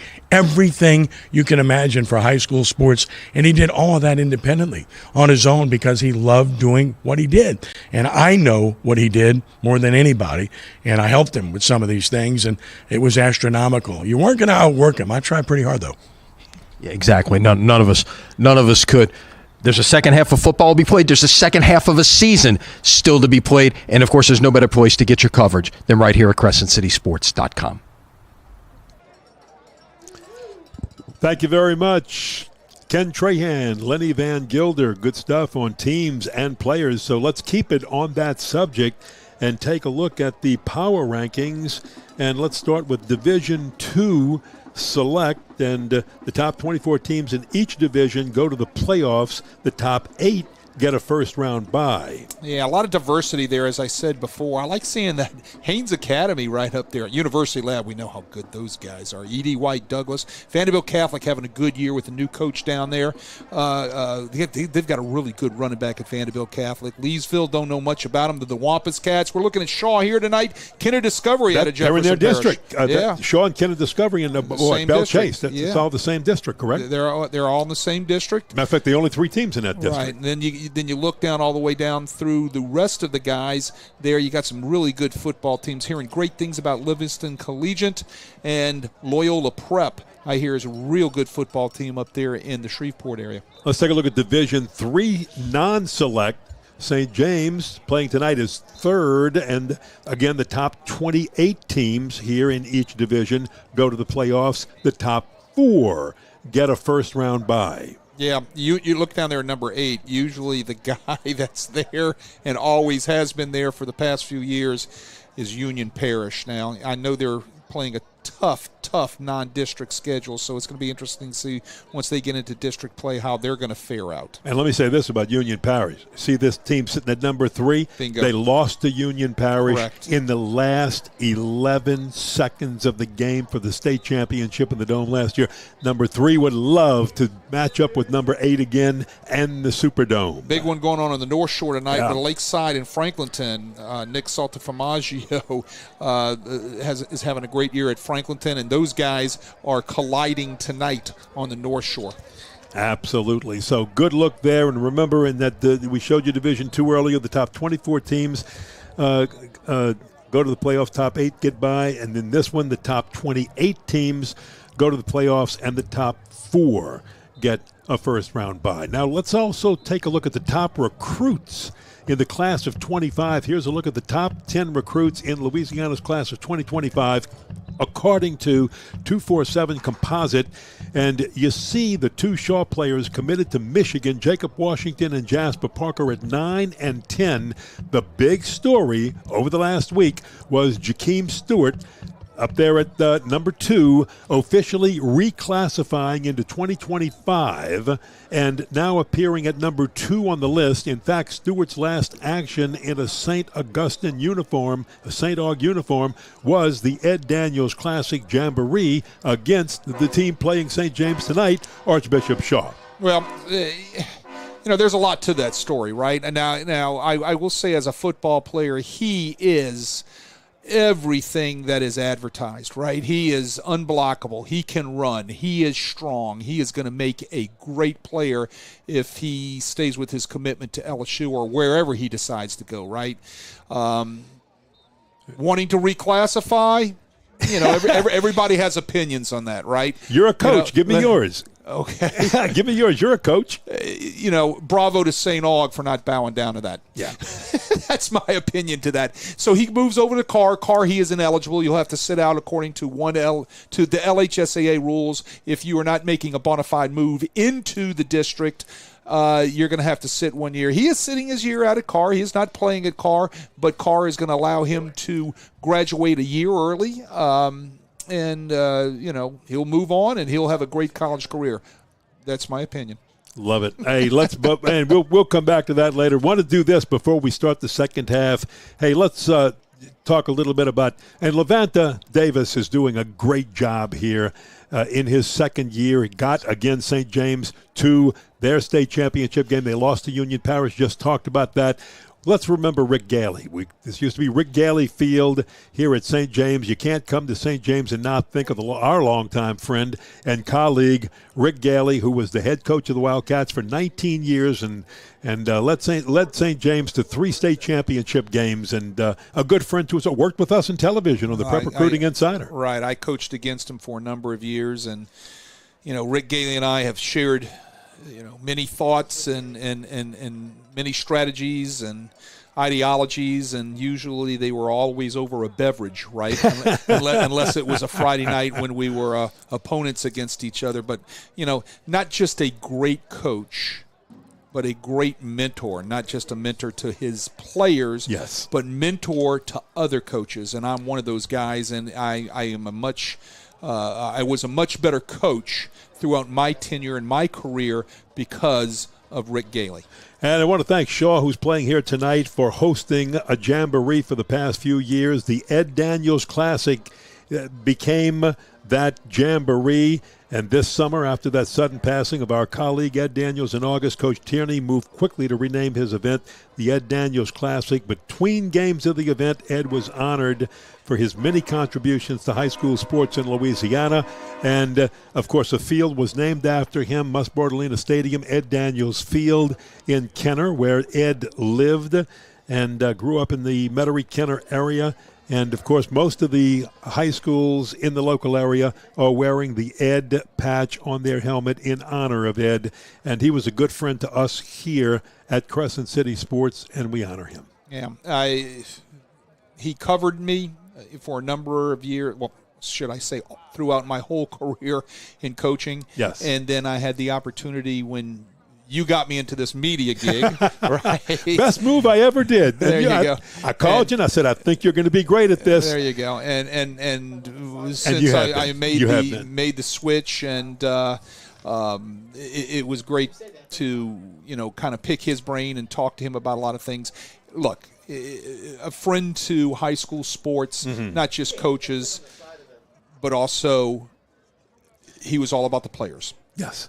Yeah, and that was the important point. When I first came back, and I'm born and raised here in New Orleans and grew up in the New Orleans area, but when I came back and got Buddy Diliberto hired me to work with him in sports at Channel 8, Ed Daniels was a Loyola intern. And I had called Ed and said, Ed, it's Wednesday. I'm going to be down there on Saturday morning to do the weekend sports. Man, I don't have time to get there Friday. Friday's my last day at KALB TV in Alexandria, Louisiana. Can you line up somebody? He lined up 2 high school coaches who were playing a big game that night, and we got the interviews, got them to come down to the station, got the interviews, and they were playing a Saturday game, and that was some of my first interviews, courtesy of Ed Daniels. So I really appreciate that. And everybody you talk to has had some sort of story in which, how Ed helped them along the way. Couple quick scores. Let's run through a couple of these real quick. Let's go. But the first one I want to bring up is from last night. All right? Hold on, folks. This is a real score. Yeah, hold on to your seats, everybody. It's not a Halloween joke. Final last night, Evangel, Captain Shreve 77, Evangel Christian 76. I'll let that soak in for a minute. Wow. People that were watching that have got to have neck pain today, right? Because all they did was watch the ball go back and forth, like Wimbledon. 77 to 76. We don't have any particulars about that game. We don't have any stats about that game, but I think that says it all, right? No defense. A three-pointer at the buzzer, and it wasn't a field goal. Right. Let's go. Let's move on. East Ascension and Prairieville. Prairieville is that new 5A team up there in the Ascension Parish, right? So all of the teams that they play in that area this year in their new varsity season are rivalries, right? East Ascension up 23-0 on Prairieville. Walker, St. Amant up 7-0 on Walker in the first quarter. St. Charles up 13-7. Just last week, St. James had a huge game. Shaw had a huge game beating St. Charles. And, we knew the prowess of St. Charles and how good a football team. They've been struggling slightly. But how about Terrebonne? Terrebonne this year having a great season, is in the ball game with St. Charles. That's got to be a battle. I believe they're battling down on the Bayou tonight. New Iberia and Sulphur 7-7. North Shore 14-0 over Salmon. Ouachita Parish down 8-0 to Ruston. That's a big one up north in North Louisiana. Sam Houston 21, Southside 29, Zachary 12, Scotlandville 7, Neville 21, Pineville 7. That's a district game. Hahnville turning it on 35-7 on Thibodaux. Hahnville having a good season. St. Paul's up 24, Hammond 13. We'll come back with more later. Well, St. James had won the toss to start this game. They deferred, so they will be receiving. And that Terrebonne school you talked about, that's the only loss on this St. James schedule by a field goal, 24-21, amazingly. And the very strong-footed Henry Cardenas, like he does with most of his kickoffs, sends it out of the end zone for a touchback, and St. James will have it 1st and 10 at the 20.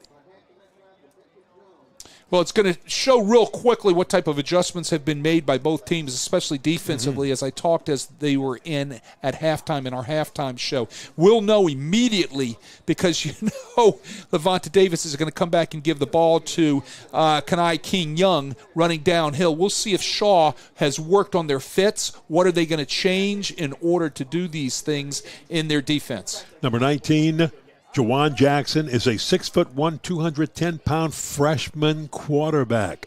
And they're going with him, and boy, wouldn't it be nice to know he's just continuing to get better and better, and you've got him for 4 years. My goodness, a handoff run up the middle, gets about 2 to the 22, not much by Kenai King Young. You're not going to really tell who made that tackle there. I'm just going to say it was 11 white jerseys, right? Because look at all those guys around the ball right there. You haven't seen the ball put up very much here. These teams like to run it. They grind it out. Both of these offenses, both of these coaches, Hank Tierney of Shaw, Levante Davis of St. James, they know if you can run the ball, good things happen. There's a quick little flip to Villanova on the end around. He cuts it in early and won't get much. Gets back to the line of scrimmage and maybe one more. We'll see where they mark it. Yeah, let's remember that's a flip forward, so that's a completed pass, right? If that ball would have bounced out of his hands and gone to the ground, it would have been incomplete. So that's the reason why you see a lot of teams today, they don't want to take a chance on the handoff on those fast jet sweeps. What they'll do is just toss the ball to the receiver coming across the formation. Still at the 22-yard line, and it's 3rd down at about 8. So a long way to go, and now they're going to throw the little screen out to Jakias Villanova, and he will come around, and there's a late flag being thrown on a hit, maybe late. No, It's going to be a mugging, right? It's going to be a mugging by the wide receiver, number 18, Ramon Cooper. Oh, yeah. We'll see it on the replay out here. Watch at the bottom of your screen right here. And there's the mug. My hands are all over him. Oh, my goodness, yeah, boom. He just threw his hands up at the last second just to kind of say, hey, not me, not tonight, but it was a mugging. And I was looking at that hit on the sideline. Close. Everybody was in motion at the time, and the defenders pulled off real quick.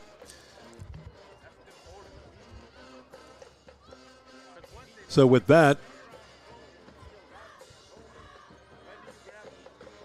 they're waiting, the officials.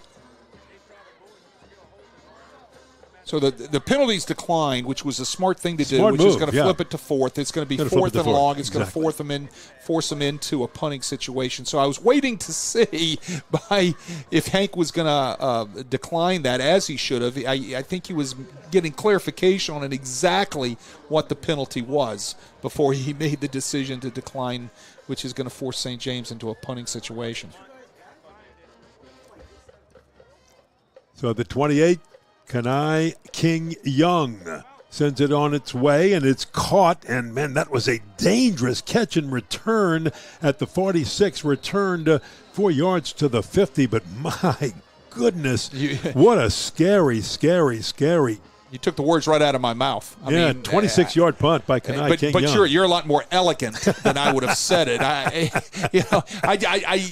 You've got that. You got a hand, right? Use that thing. Put it up. Yeah. All right. Get that fair catch. You got a ton of yellow jerseys running down the field at you. You know, that could have been a game turner right there for Shaw and a huge game changer for St. James. Absolutely. Instead, Shaw has it now 1st and 10 with great field position at their own 49-yard line. Here's the give. Jasper Parker wanted to go around the left side, cuts it back in, and somehow, with people all over him, bulls forward past the 45, very close to a first down, but a yard or two short. I want everybody at home to watch the strength of Parker as he runs through the arms of Shaden Parker right here. Parker versus Parker. Did everybody see how he stepped through his arms? That shows how strong Jasper Parker is. Yeah, Shaden Parker, number 6, is on the defense for the Wildcats. And we've been telling you all about Mr. Parker. There's a toss inside. And Stephen Ewan makes his first catch of the ball game inside the 20-yard line. A good play by Ewan, his second catch of the season. I was waiting for the RPO. Right? This has been sitting there. I was waiting to see how long they were going to use this RPO off the counter look, and they do it off the outside linebacker and hit the slant right behind him. Outside linebacker steps straight up for the run, because you're going to have to with Jasper Parker, and they throw the slant right behind the spot where he vacated. Nice execution. 24-yard gain by Ewan. 1st and 10 of the 18-yard line. They're going to keep it on the ground this time, and that is Parker again inside the 10-yard line. I said it all night. That's what he does best. He's not an east-west guy. He's a north-south guy. He wants to hit the counters downhill. He wants to hit the powers downhill, and I'm sure at halftime that's exactly what he told Hank Tierney. He said, run me downhill. I want to run between the tackles. 2nd down at about 1 and pushing forward. It's going to depend on where they mark progress, but I think he got the first down, so it's good. He does. It'll be 1st and goal from the 6-yard line. Look, except for the 73-yard run in the second quarter, he's a workhorse, right? As I said, he's going to go 3, he's going to go 4, he's going to go 7, he's going to go 8, and all of a sudden at the end of the night, he's run for 150 yards. It's like Novocaine. He just kind of works on you slowly. And look, if you fake it to Parker, Wilson's got the speed, the senior quarterback, to do it himself. They're just going to bang away inside. It's close. Stopped at about the 2-yard line, fighting forward, maybe down to the 1-yard line for the Shaw Eagles. There's another one of those 4 or 5-yard gains, right? One little jump cut, find a little soft spot, get it up in there, fall forward. You're a yard from the end zone, or half a yard from the end zone, it looks like. Now you put Gavin Richard also back there. You give to Parker, he'll just dive it in. Jasper Parker for the 1-yard dive, touchdown, Archbishop Shaw, and they take the lead in this one, 20-14, with 7:47 to go in the third. Yeah, that's the Jasper Parker drive, right? And he dots the I right here with a leap into the end zone. The keys for each of these teams was to stop the big play, stop the playmaker from really opening things up. And so far, the playmakers have done what they had to do, whether it's been the big play or just the, as you call it, Novocaine drive. The extra point is good when Cardenas is kicking for the Shaw Eagles. It's almost like Mr. Automatic. Well, I'm listening to that Shaw fight song, right? On Shaw Eagles, on Shaw Eagles. That's the Wisconsin fight song. I wonder if Jasper Parker and Washington have learned the Michigan fight song, right? You got to know your fight songs, people. You've got to know your fight songs. You got to know your fight songs, right? I mean, and Shaw Eagles use the Wisconsin fight song. I'm sorry to tell everybody that if they didn't know it on Shaw Eagles, right? But he's going to hear "Hail to the Victors," right? So another Big Ten fight song. You know, that's those Saturdays around the house. You're playing that on your speakers, listening to all those fight songs, right? Yeah. That's where I come from as a kid. Oh, love the fight songs, man. Love the fight songs. So the Eagles to kick it off. And as we told you before, when Henry Cardenas boots it for the Shaw Eagles, it's normally going into the end zone. Hank Tierney will tell you, this guy, he says, I'm telling you, he is going to kick in a Power 4 program. He is that good. Tierney calls Cardenas the best kicker he has had at Shaw. Or none. Well, it helps, right? I mean, if you got a guy that can put it in the end zone every time, and I say it every week in the high school game, if you're starting your defense with its back to its goal line at the 20-yard line with 80 yards behind it, your percentage of playing defense is going to go up tremendously. Yeah, and he said, look, we get it to the 35-yard line, we know we've got 3. We can get him to the 35, we've got 3, and sometimes he can even go further than that. There's a great defensive surge, and it just stops King Young in his tracks. He gets up and fights for a little bit more. I think they marked him down. Let's see. Watch Alan Shaw fit. Right here from his safety position, he fits off tackle. Remember back in the first half we were talking about King Young bouncing that thing off tackle right outside and nobody was fitting? There's an adjustment right there. Safety fitting off the linebacker fitting off the end, the edge being set. There was an adjustment by Shaw. You can credit the Shaw defensive coordinator, Adam Giglio. I'm sure he was ripping somebody at halftime about how to fit. Still got 4 out of it, though. 2nd down and 6 from the 24. And just a straight ahead again, pushing, trying to get to the 30. That would be the first down marker. And did he get there? No, they're going to mark it to the 29. Good surge right there by that offensive line from St. James. Those guys have done an admirable job all night against this Shaw defensive front. Well, can they pick up the first with a good second effort with people wrapped up, defenders wrapped up all over him? First down for St. James. They moved the chains, and that was just good effort. Well, that was a big kid running the football, that freshman, right? I mean, he falls forward and he drags a couple white jerseys with him. And remember, he's only a freshman. He's going to grow. I bet your mama can't keep food in the house for this young man. Now they're out to the 31-yard line, whether it's a slow controlled drive or the big play. 3 wideouts to the right. And we'll come to the left side with Kenai King Young, the junior running back. Running back, plays kicker, punter, and sometimes receiver. You know, Shaw, the second half, has been just sitting in a 6-man front. Okay? So that keys run for an offense, and that's what has to happen here for St. James to get their running game going against this 6-man front. There's a little slant in, caught by Villanova, and Villanova moves the chains with one of those good plays. It's so hard to bring Jakias Villanova, the junior, down. He's a little electric. Watch him get inside versus cover 3 right here. A lot of cushion out there by the corner from Shaw. He gets underneath the corner in front of the safety, and this freshman just spins the ball right to him. Nicely for a huge first down. St. James moving the football. 21-yard gain on that one, and they're going to flip it out to King Young. He's got it and is out of bounds at the 40-yard line for a gain of 4. Again, getting the ball in the hands of their playmakers, right? Villanova, King Young is what you've got to do.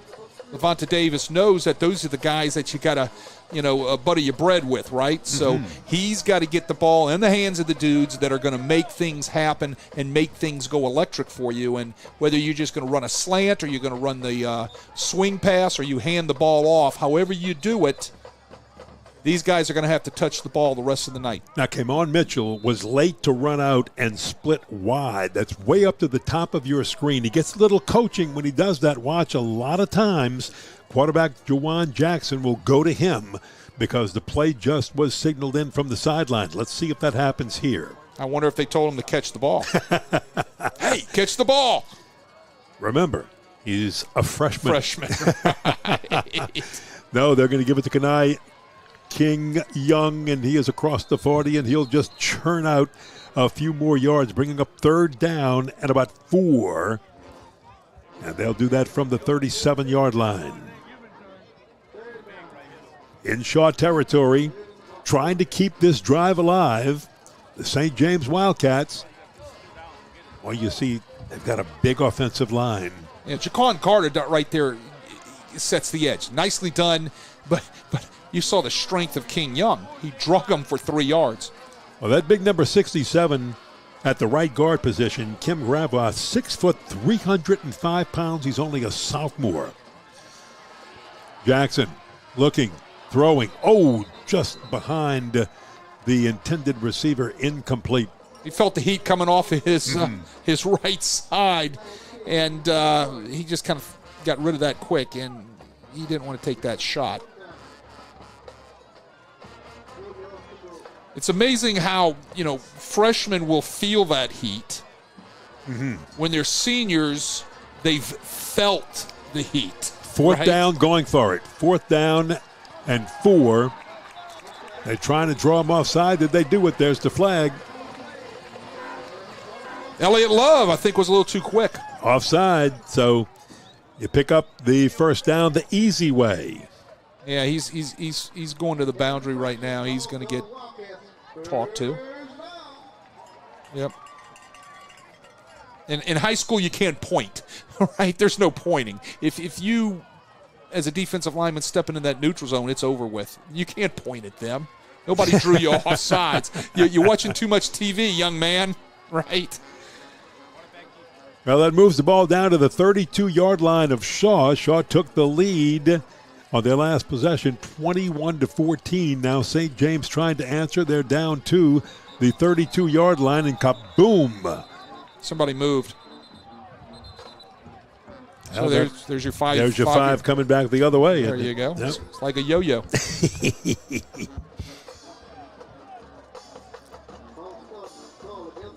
So that moves it back to the 37, and you're playing behind the chains now. Yeah, it looked like the center kind of popped himself a little bit. His rear end popped up a little bit, anticipating the snap, which drew the illegal procedure penalty. Andre Mailer, the only returning starter.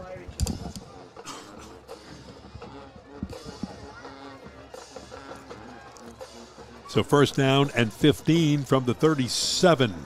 Jackson being chased, being pressured. He throws it, a hand on it, but cannot pull it down that time. And I believe that was Kamon Mitchell, who went up high, the freshman, but couldn't pull it down. Took a shot in the back, and slow to come off. Take a look at it. Good attempt, good try. Well, they stay with a 3-man rush, and you got to block somebody up front. That was one of those lookout blocks, and if I'm not mistaken, Gibson Lumine got home. Big dude, 5'10", 245. Hard hit by Ron Trey Carter. It was clean. And by the way, there's a Jaquan Carter, wears 0 for the Shaw Eagles, and Ron Trey Carter, wears 21. They are cousins. Man, you got all those stats, huh? Ron Trey has an offer from Ole Miss, but the way Lane Kiffin recruits, almost everybody does. I think you may have an offer.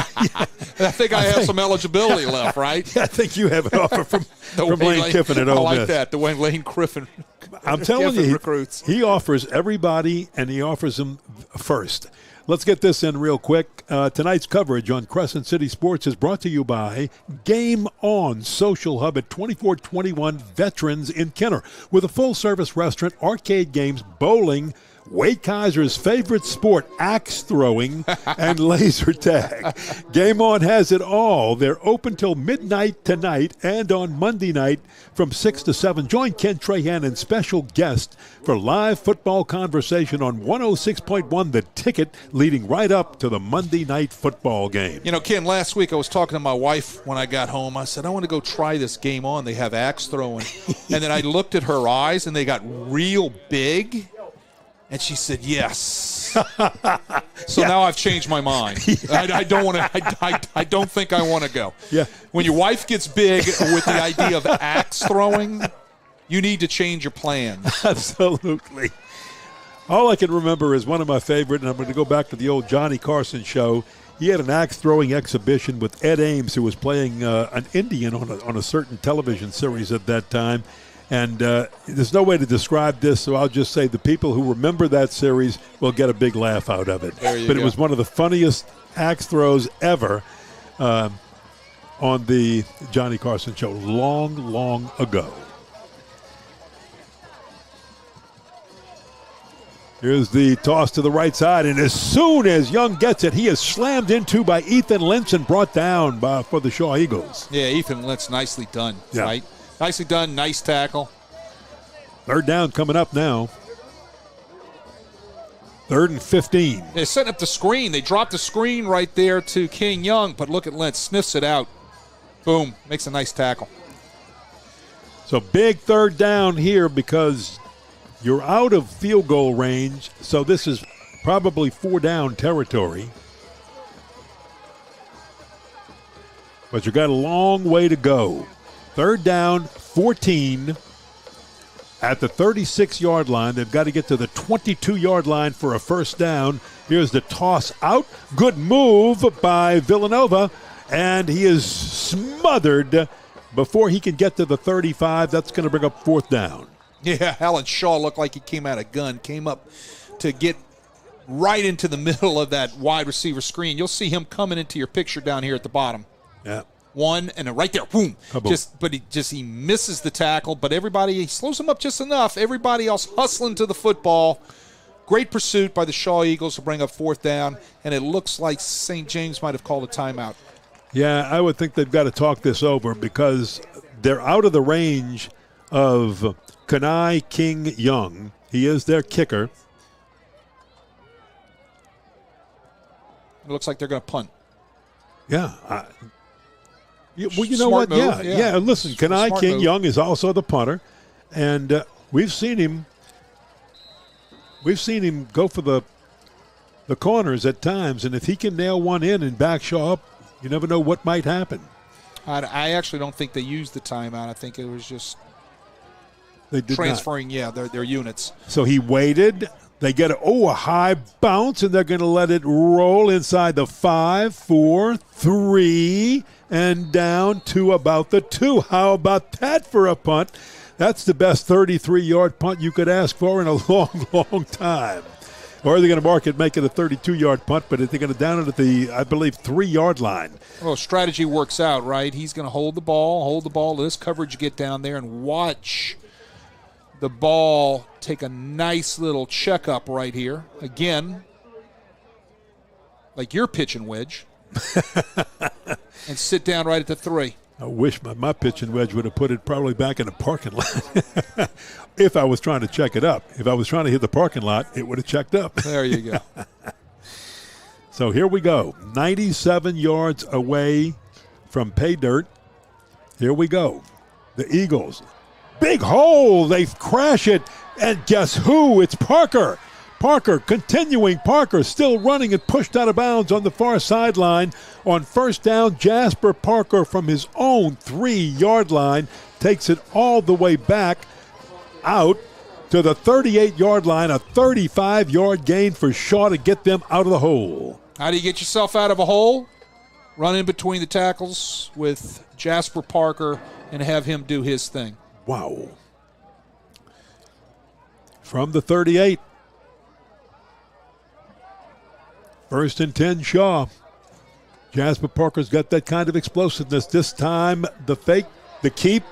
Mason Wilson around the left side, and he is past the 50 on the St. James side of things as he's run out of bounds. And he'll go out at the 47-yard line, and that's a pickup of 15. So a couple of big pickups. You've got a 35-yard gain and a 15-yard gain, so you picked up 50 yards real quick. Yeah, it's quarterback ISO. They wrap the backside guard around, get him up on the linebacker, and give him a crease. And when you give him a crease, he can get off to the races too. So at the 47-yard line of St. James, a spin around into the line. Past the 45 for a short gain, again by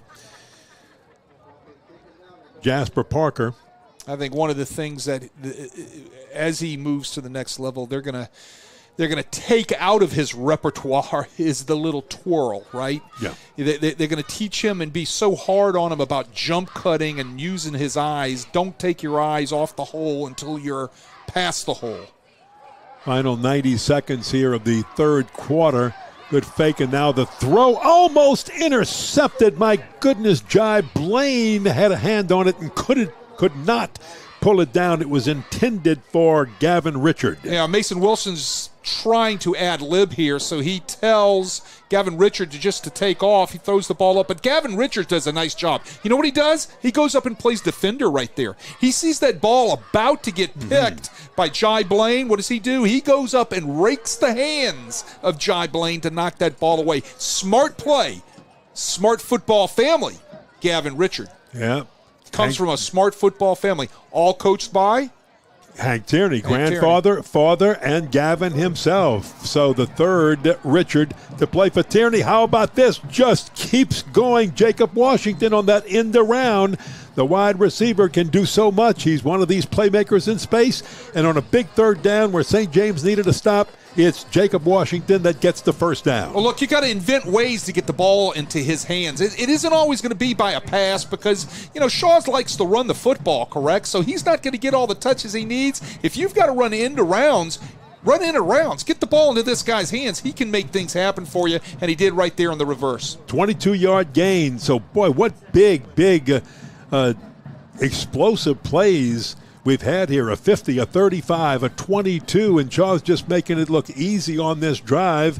And this time just a gang tackle as Parker goes forward across the 30 down to the 29-yard line. Well, sometimes it takes a small play to ignite a big drive, right? Well, that small play was how Parker got out of that end zone. And it kind of shifted this offense into overdrive.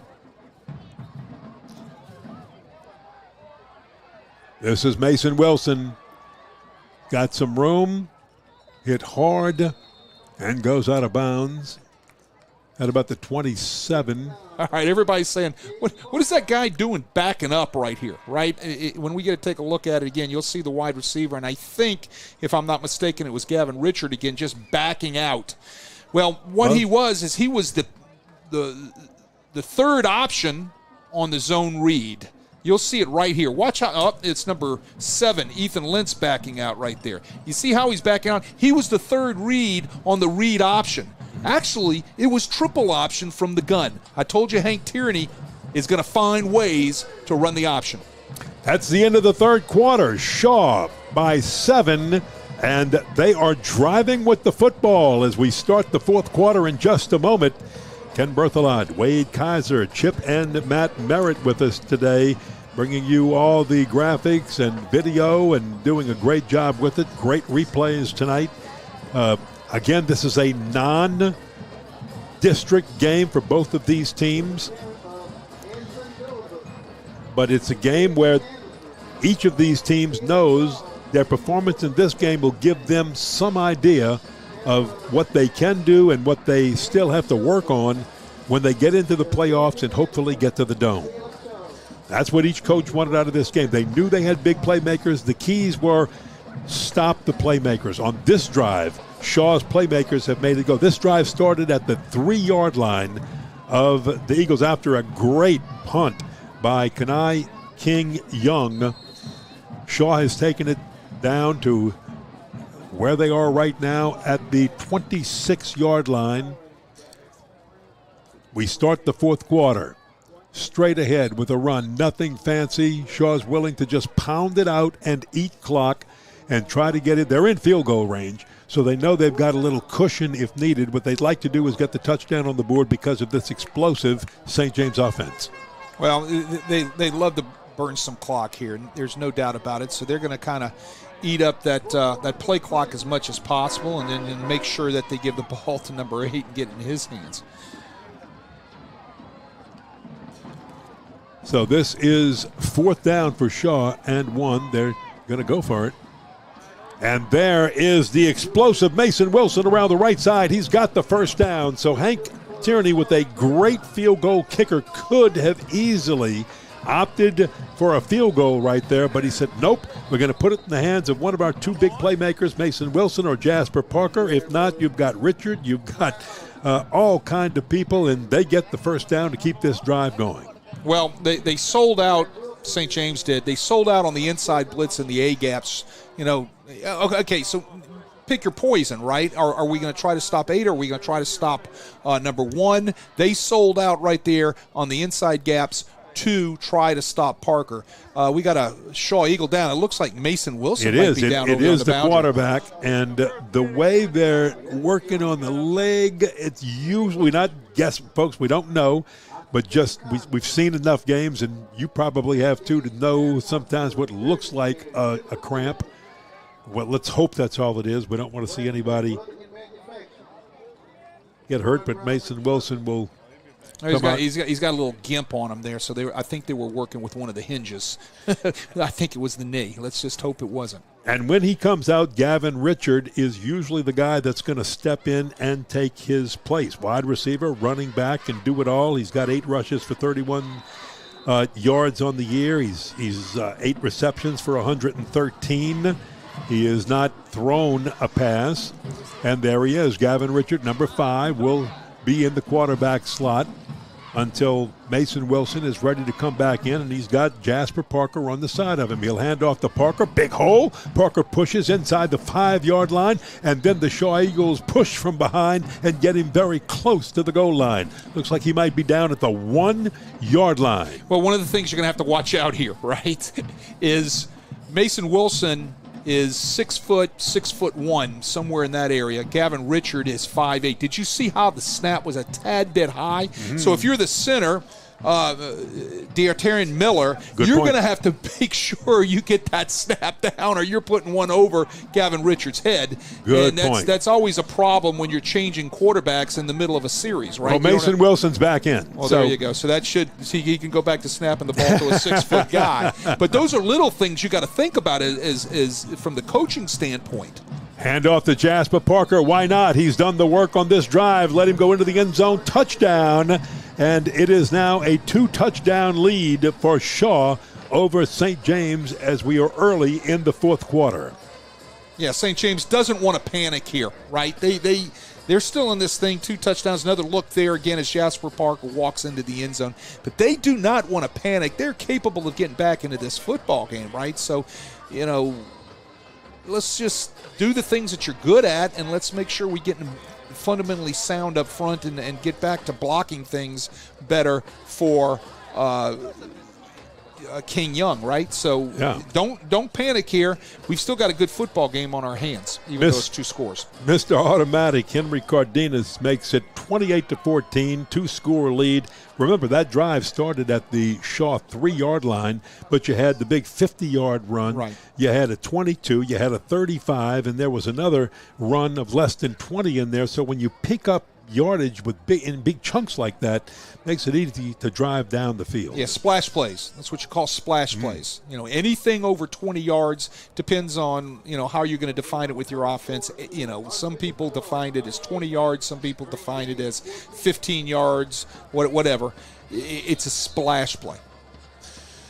Well, Shaw made a big splash on that drive, and they've got a comfortable lead. St. James got a lot of work to do, but they've got the explosive players to do it.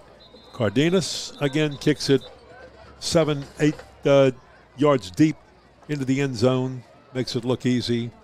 And once again, if you missed the comments by his coach about him, he thinks, Hank Tierney does, Shaw coach, that Henry Cardenas is the best kicker he's ever had at Shaw, and thinks he will definitely kick at a Power 4 program at the college level. So here we go. St. James 10-29 to work with in this 4th quarter. They need some points. They need them quickly, and they need some stops from their own 20-yard line.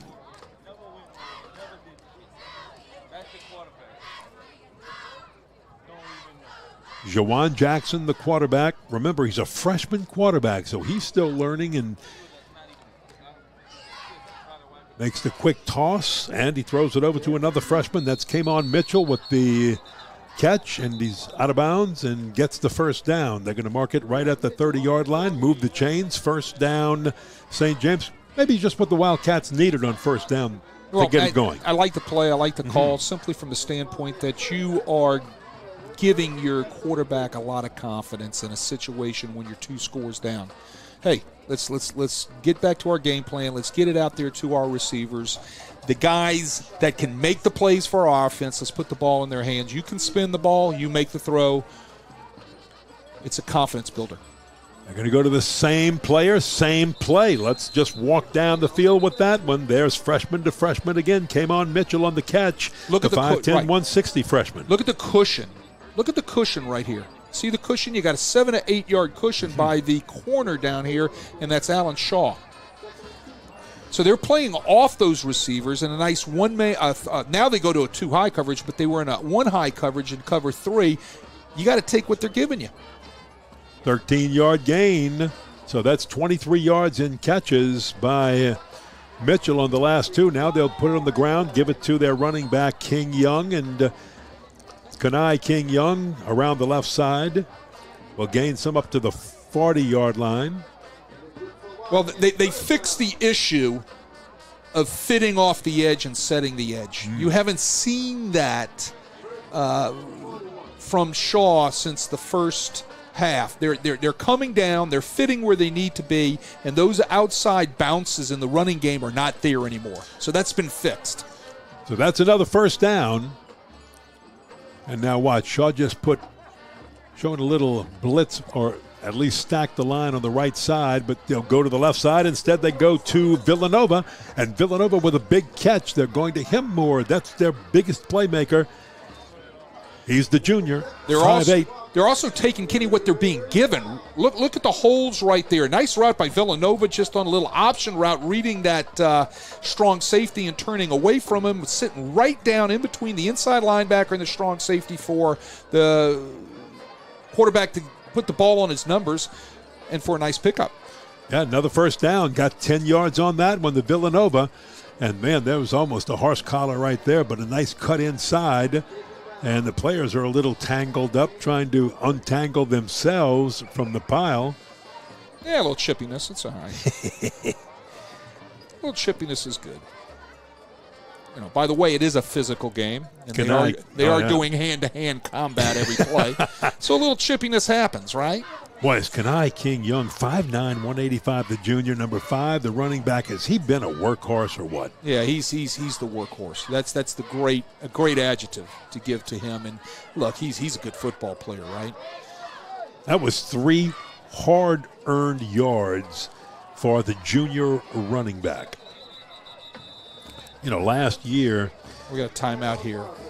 And that gives us the opportunity to remind you here in the fourth quarter that tonight's coverage on Crescent City Sports is brought to you by Lamarck Crescent City Ford, the commercial vehicle center at 6121 Jefferson Highway in Harahan. The old truck place is now Lamarck, and it's Lamarck Crescent City Ford. We've got a truck for that, says Ronnie. There must be a reason. I got a truck for that. That's a DAT, by the way. Dad. Yeah. I got a truck for that. Yeah. There you go. A little parish in you. A little parish. A little St. Bernard coming out from Ronnie and Dennis and Timmy. And you drive past. That is an impressive structure they have there. Not just their buildings, but also the pre-owned lot and their stock. The number of cars that they have is impressive. What you see right there at the interstate in Williams, right? I mean, it's you can't miss it. Amazing, really is amazing, and it's really an empire that Ronnie Lamarck had built and continues to run, and he does it with class. And people who buy a car from Lamarck Ford normally stay with Lamarck Ford forever. They just love the personal touch. From the 46-yard line, second down, and this is the big quarterback. He's going to keep that one himself, Juwan Jackson, 6'1" freshman. He looks bigger than 210, doesn't he? Yeah, he's about a po' boy away from 225. Yeah, that's what I'm thinking. He's a big dude now, right? But look, that was all him right there. Nothing open. He sees the gap open up the middle. and he just takes off and slides into second base. Great read for the freshman. 3rd down 4. Very important here. St. James to keep this probably 4-down territory at this stage of the game, but you'd like to get it on 3rd down and not put the pressure on yourself. Hand off to Kenai King. He's got it. Kenai King's got the 1st down inside the 35. He's still running, bouncing off tackles. He's inside the 25. Look at Kenai King go. Wow. Kenai King Young. My goodness. And here I was what bragging. A run. Right. Here I was bragging on Shaw's defense fitting where they needed to be fit. They went back to not fitting. Look, you can see the strong safety right there just overruns it and doesn't fit tight enough. A 26-yard gain to the 17-yard line by Kenai King Young when this St. James offense needed it the most. Yeah, Lorenzo Harding just didn't fit properly. Pass tipped at the line of scrimmage. Yeah, that knocked it down. Yeah, somebody got a big paw, knocked that thing down. Let's see if we I can believe get a that was number here. Ethan Lentz. Yes, it was on the blitz. Good Yeah. call, partner. You saw him blitz right up the B gap right there, and he saw the quarterback drawing his arm back. He jumps up in the air and gets a piece of that. Yeah, that's a 5'11 junior. That's the second time Ethan Lentz has, well, it's been more than 2 times, but 2 times where he's really affected a play, but he has pressured the quarterback all night. And here's a little lob into the end zone. Oh, off the fingertips and bounced out of the hands of the intended receiver. My goodness, that was almost a score. Jacaius Villanova almost had it but couldn't pull it in. He's their big playmaker. Yeah, great coverage out there. Free safety gets across the top, but look at the corner up top. Doing a nice job, in phase, hip for hip. That looked like number 13, Christian Langford. Nicely done, nicely played, nicely coached. Well, now it's 3rd down and 10. You know you're in 4-down territory here, but you'd like to get at least some of it if you don't get the 1st down. Quick throw, and it's off the fingertips. Don't know if that was deflected or not. It was intended for Landon Gravois, the junior, 5'11", first time he's been targeted tonight. Trying to beat him to the post, right?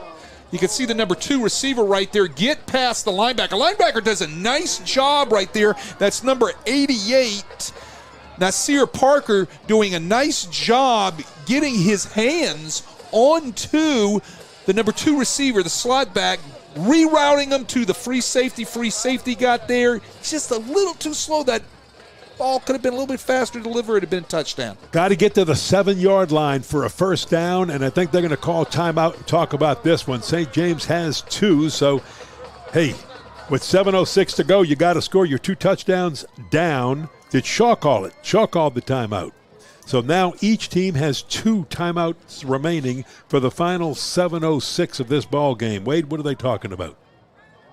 Dinner. No, I'm just kidding. No, what they're talking about is making sure that, number one, they're going to get lined up right. And I'm telling you, another thing he's mentioning is strong safety outside linebackers. Please fit off the edge. Yeah. And then the third thing he's saying right now is we got to take away, reroute the inside routes, reroute the number 2 receivers, make sure that we don't give him those inside alleys for the slants because they're going to come right back to that slant. I would if I was Levante Davis, because if that would have been delivered properly, it would have been a touchdown. Yeah. What St. James is talking about right now is, hey, Shaw's going to bring an extra linebacker. We've got to pick up the blitz. Let's make sure that our blitz pickup is fine, and when you get the opportunity to make a big play right here, let's make it. Shaw out in man coverage underneath. They're in man free. 4th down. Got to get to the 7-yard line for a first. Here it comes. There's the throw, and it's knocked down. It picked off. Is it intercepted, or did he get it on the bounce? I think that's a pick. I think it is, and if it is, it's Jaquan Carter, the cousin of Rontre. Jaquan made a couple of big plays in this game, and he's feeling it right now. Let's watch. There's the blitz. And there he reached the pick. Wow. Yep, and he's down. He's down right about the 3-yard line. Great athletic play, leaping up in the air and taking that ball out of the air, coming up with a pick. Wow, that's the second interception of this game. Alan Shaw had the first one, And Jaquan Carter grabs the second one for the Shaw Eagle defense. Shaw holds and has the ball with 7 minutes to go in this ball game. Wow, they have it at their own 3-yard line. My goodness, what a play. What a stand by the Shaw defense there. And right up the middle, big hole, and that'll give them just a little bit of breathing room out past the 10-yard line. Well, let's remember last time they had their backs to the end zone, he pops one out of there for what, 35, 50, the first 50 yards, yeah. So I mean, that was followed by a 30. That was followed by a 35 and a 22. Correct. It's inside their wheelhouse, is what I'm trying to say. Yeah. Wow. So, second down, about 3. Look for Shaw to just keep this on the ground. They've got the first down. Jasper Parker on the run, and he's out to the 24-yard line. And now Shaw's going to just grind out yardage and try to eat clock. Yeah, absolutely. There's the counter play. There's the kick. There's the seal. There's Parker pushing a defender off and picking up a first down. And what the Eagles would like to do is use as much of the play clock as they can and just let this baby click down as much as possible. You can see it right now, the play clock at 5. And here goes Mason Wilson around the right side. He fumbles it, but I think he was down. The officials say down. No fumble. And Mason Wilson, as a quarterback, he's got that ability to run as a senior quarterback. Right, well, it's the same blocking scheme as we just saw the play before, except the quarterback keeps it, right? Quarterback counter this time. Again, who do you stop, right? Do you stop 8? Do you stop 1? And look, one brings so much to the table. He's a quarterback that so far this year has rushed for 228 yards and thrown coming into this game for 399. Right. He's a dual threat. Dual threat, and you've got to respect that. And when you do, it opens up so much more for him. This handoff to Gavin Richard. Look, this is a good little football player, Gavin Richard, right? He can do a lot of things. He's so good that Hank Tierney trusts him as his backup quarterback, yes. Right? Trusts him as a wide receiver, trusts him as a punt returner, kick returner, right? He's all over the field. He plays special teams. He's what you call a football player. Now, if he would be 6'2", 215, right? Everybody in the country would be after this guy because he's like the guy that plays for the Saints. His daddy and his grandfather were coached by Hank Tierney. So a whole family tradition of Richards. Right. I mean, if were Shaw Eagle players. He's a little taller, a little heavier. Like I said, he's a number 7 from the Saints. That's what this guy can do. Yeah, that was Jasper Parker on the run. So at the 49-yard line,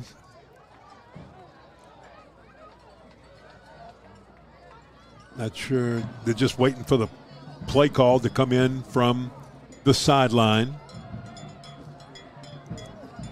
Haven't talked about some of the coaching staff that you and I have known for many years. And there's your first down. Again, Jasper Parker, just a workhorse. Yeah, both these teams have great coaching staff, Ken. A lot of these guys I've coached against in competition at other schools throughout my coaching career, like Mike Biamonte, who is one of the best offensive line coaches in the city. Well, it's a family Biamonte because you got Mike Sr., Mike's dad, Sr. is the offensive line coach. Mike himself, the junior, is the running backs coach. Their son, Cole, went to Holy Cross and now is at the Merchant Marine Academy. But there is a Chase Biamonte. He is a junior backup quarterback. So a lot of Biamontes either coaching or playing for Shaw. And there is Gavin Richard again. Richard down across the 30 and down to about the 29-yard line. So, again, a nice chunk of 22 yards picked up by Gavin Richard. Yeah, Gavin Richard, I bet, shows up every week to look at the game plan that the coaches put together, right? And he wants to see how he's going to be used this week, right? He knows he's got to know it as a backup quarterback. That's number one. But as a slot receiver / running back / blocking back / everything else. How am I going to get used this week? I bet his eyes just light up with excitement. He looks like a Sherman tank running that ball sometimes. And this one around the right side, I think that's Caleb Williams. Or is I think that was Ethan Lentz, who also plays a linebacker. Is that number 7? Well, let's see. It might be. Here we go. Let's take a look at a replay.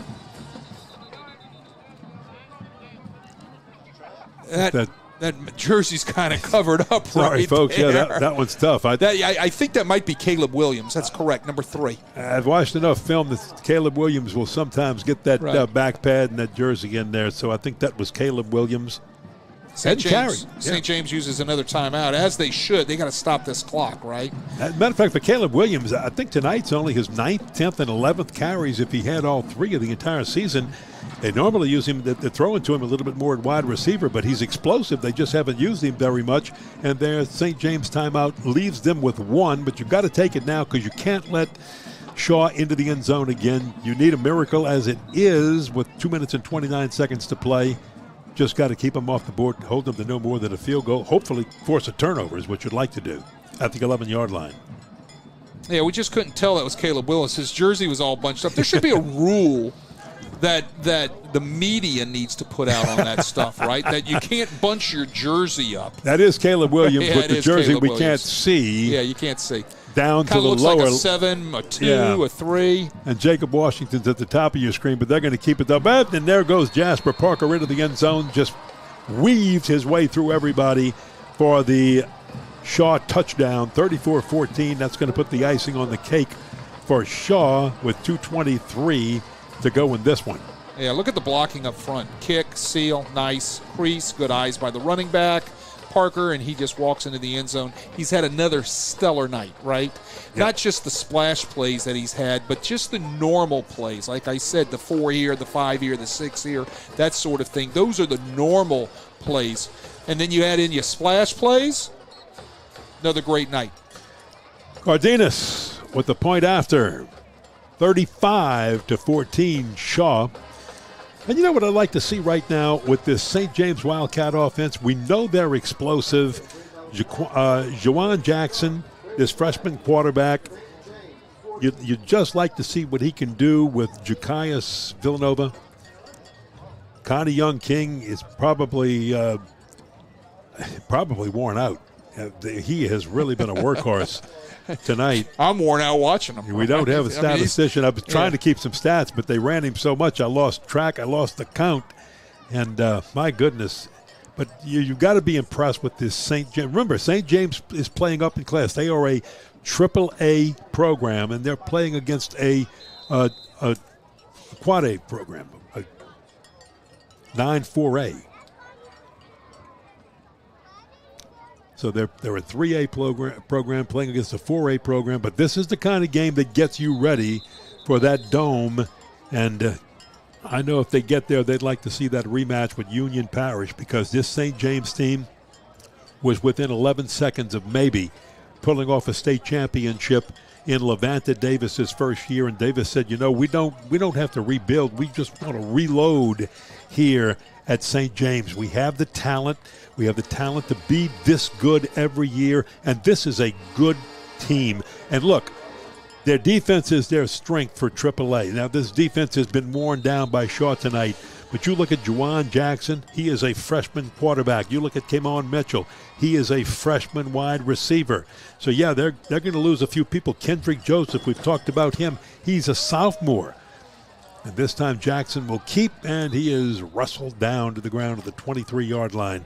So you look at some of the young kids. Hey, Ja'Kias Villanova, he's only a junior. They got him next year. This is going to be a St. James team that not only is getting better as we get near the playoffs, as we approach the playoffs, but just think of this talent coming back next year, Wade, if you're the coach. Wow. Oh, no doubt. I mean, but look, it runs thick in the river parishes. Oh, you and it runs thick on the west bank of the river parishes, right? And it runs thick in St. James Parish, both sides of the river. Lutcher having a great year, St. James having a great year. So, in this battle tonight, if St. James comes out on the wrong end of the stick, they'll regroup. Next week they will have, let me look at the schedule here real quick. They will have McDonough 35, which is by no means a walk in the park, but they will regroup and they'll be ready for McDonough 35 next week. So, not shying away from playing tough people only is going to get them better for the rest of the year heading into the playoffs. And look, after McDonough 35, they go into district. They're at Donaldsonville. They're at Patterson, and they've got Berwick. This is a team that can make a deep run, get back into the playoffs, and they very well could be back in the Superdome. They are that good. Kendrick Joseph, we talked about one of those young players. There's a sophomore, and he's all the way up to the 35-yard line.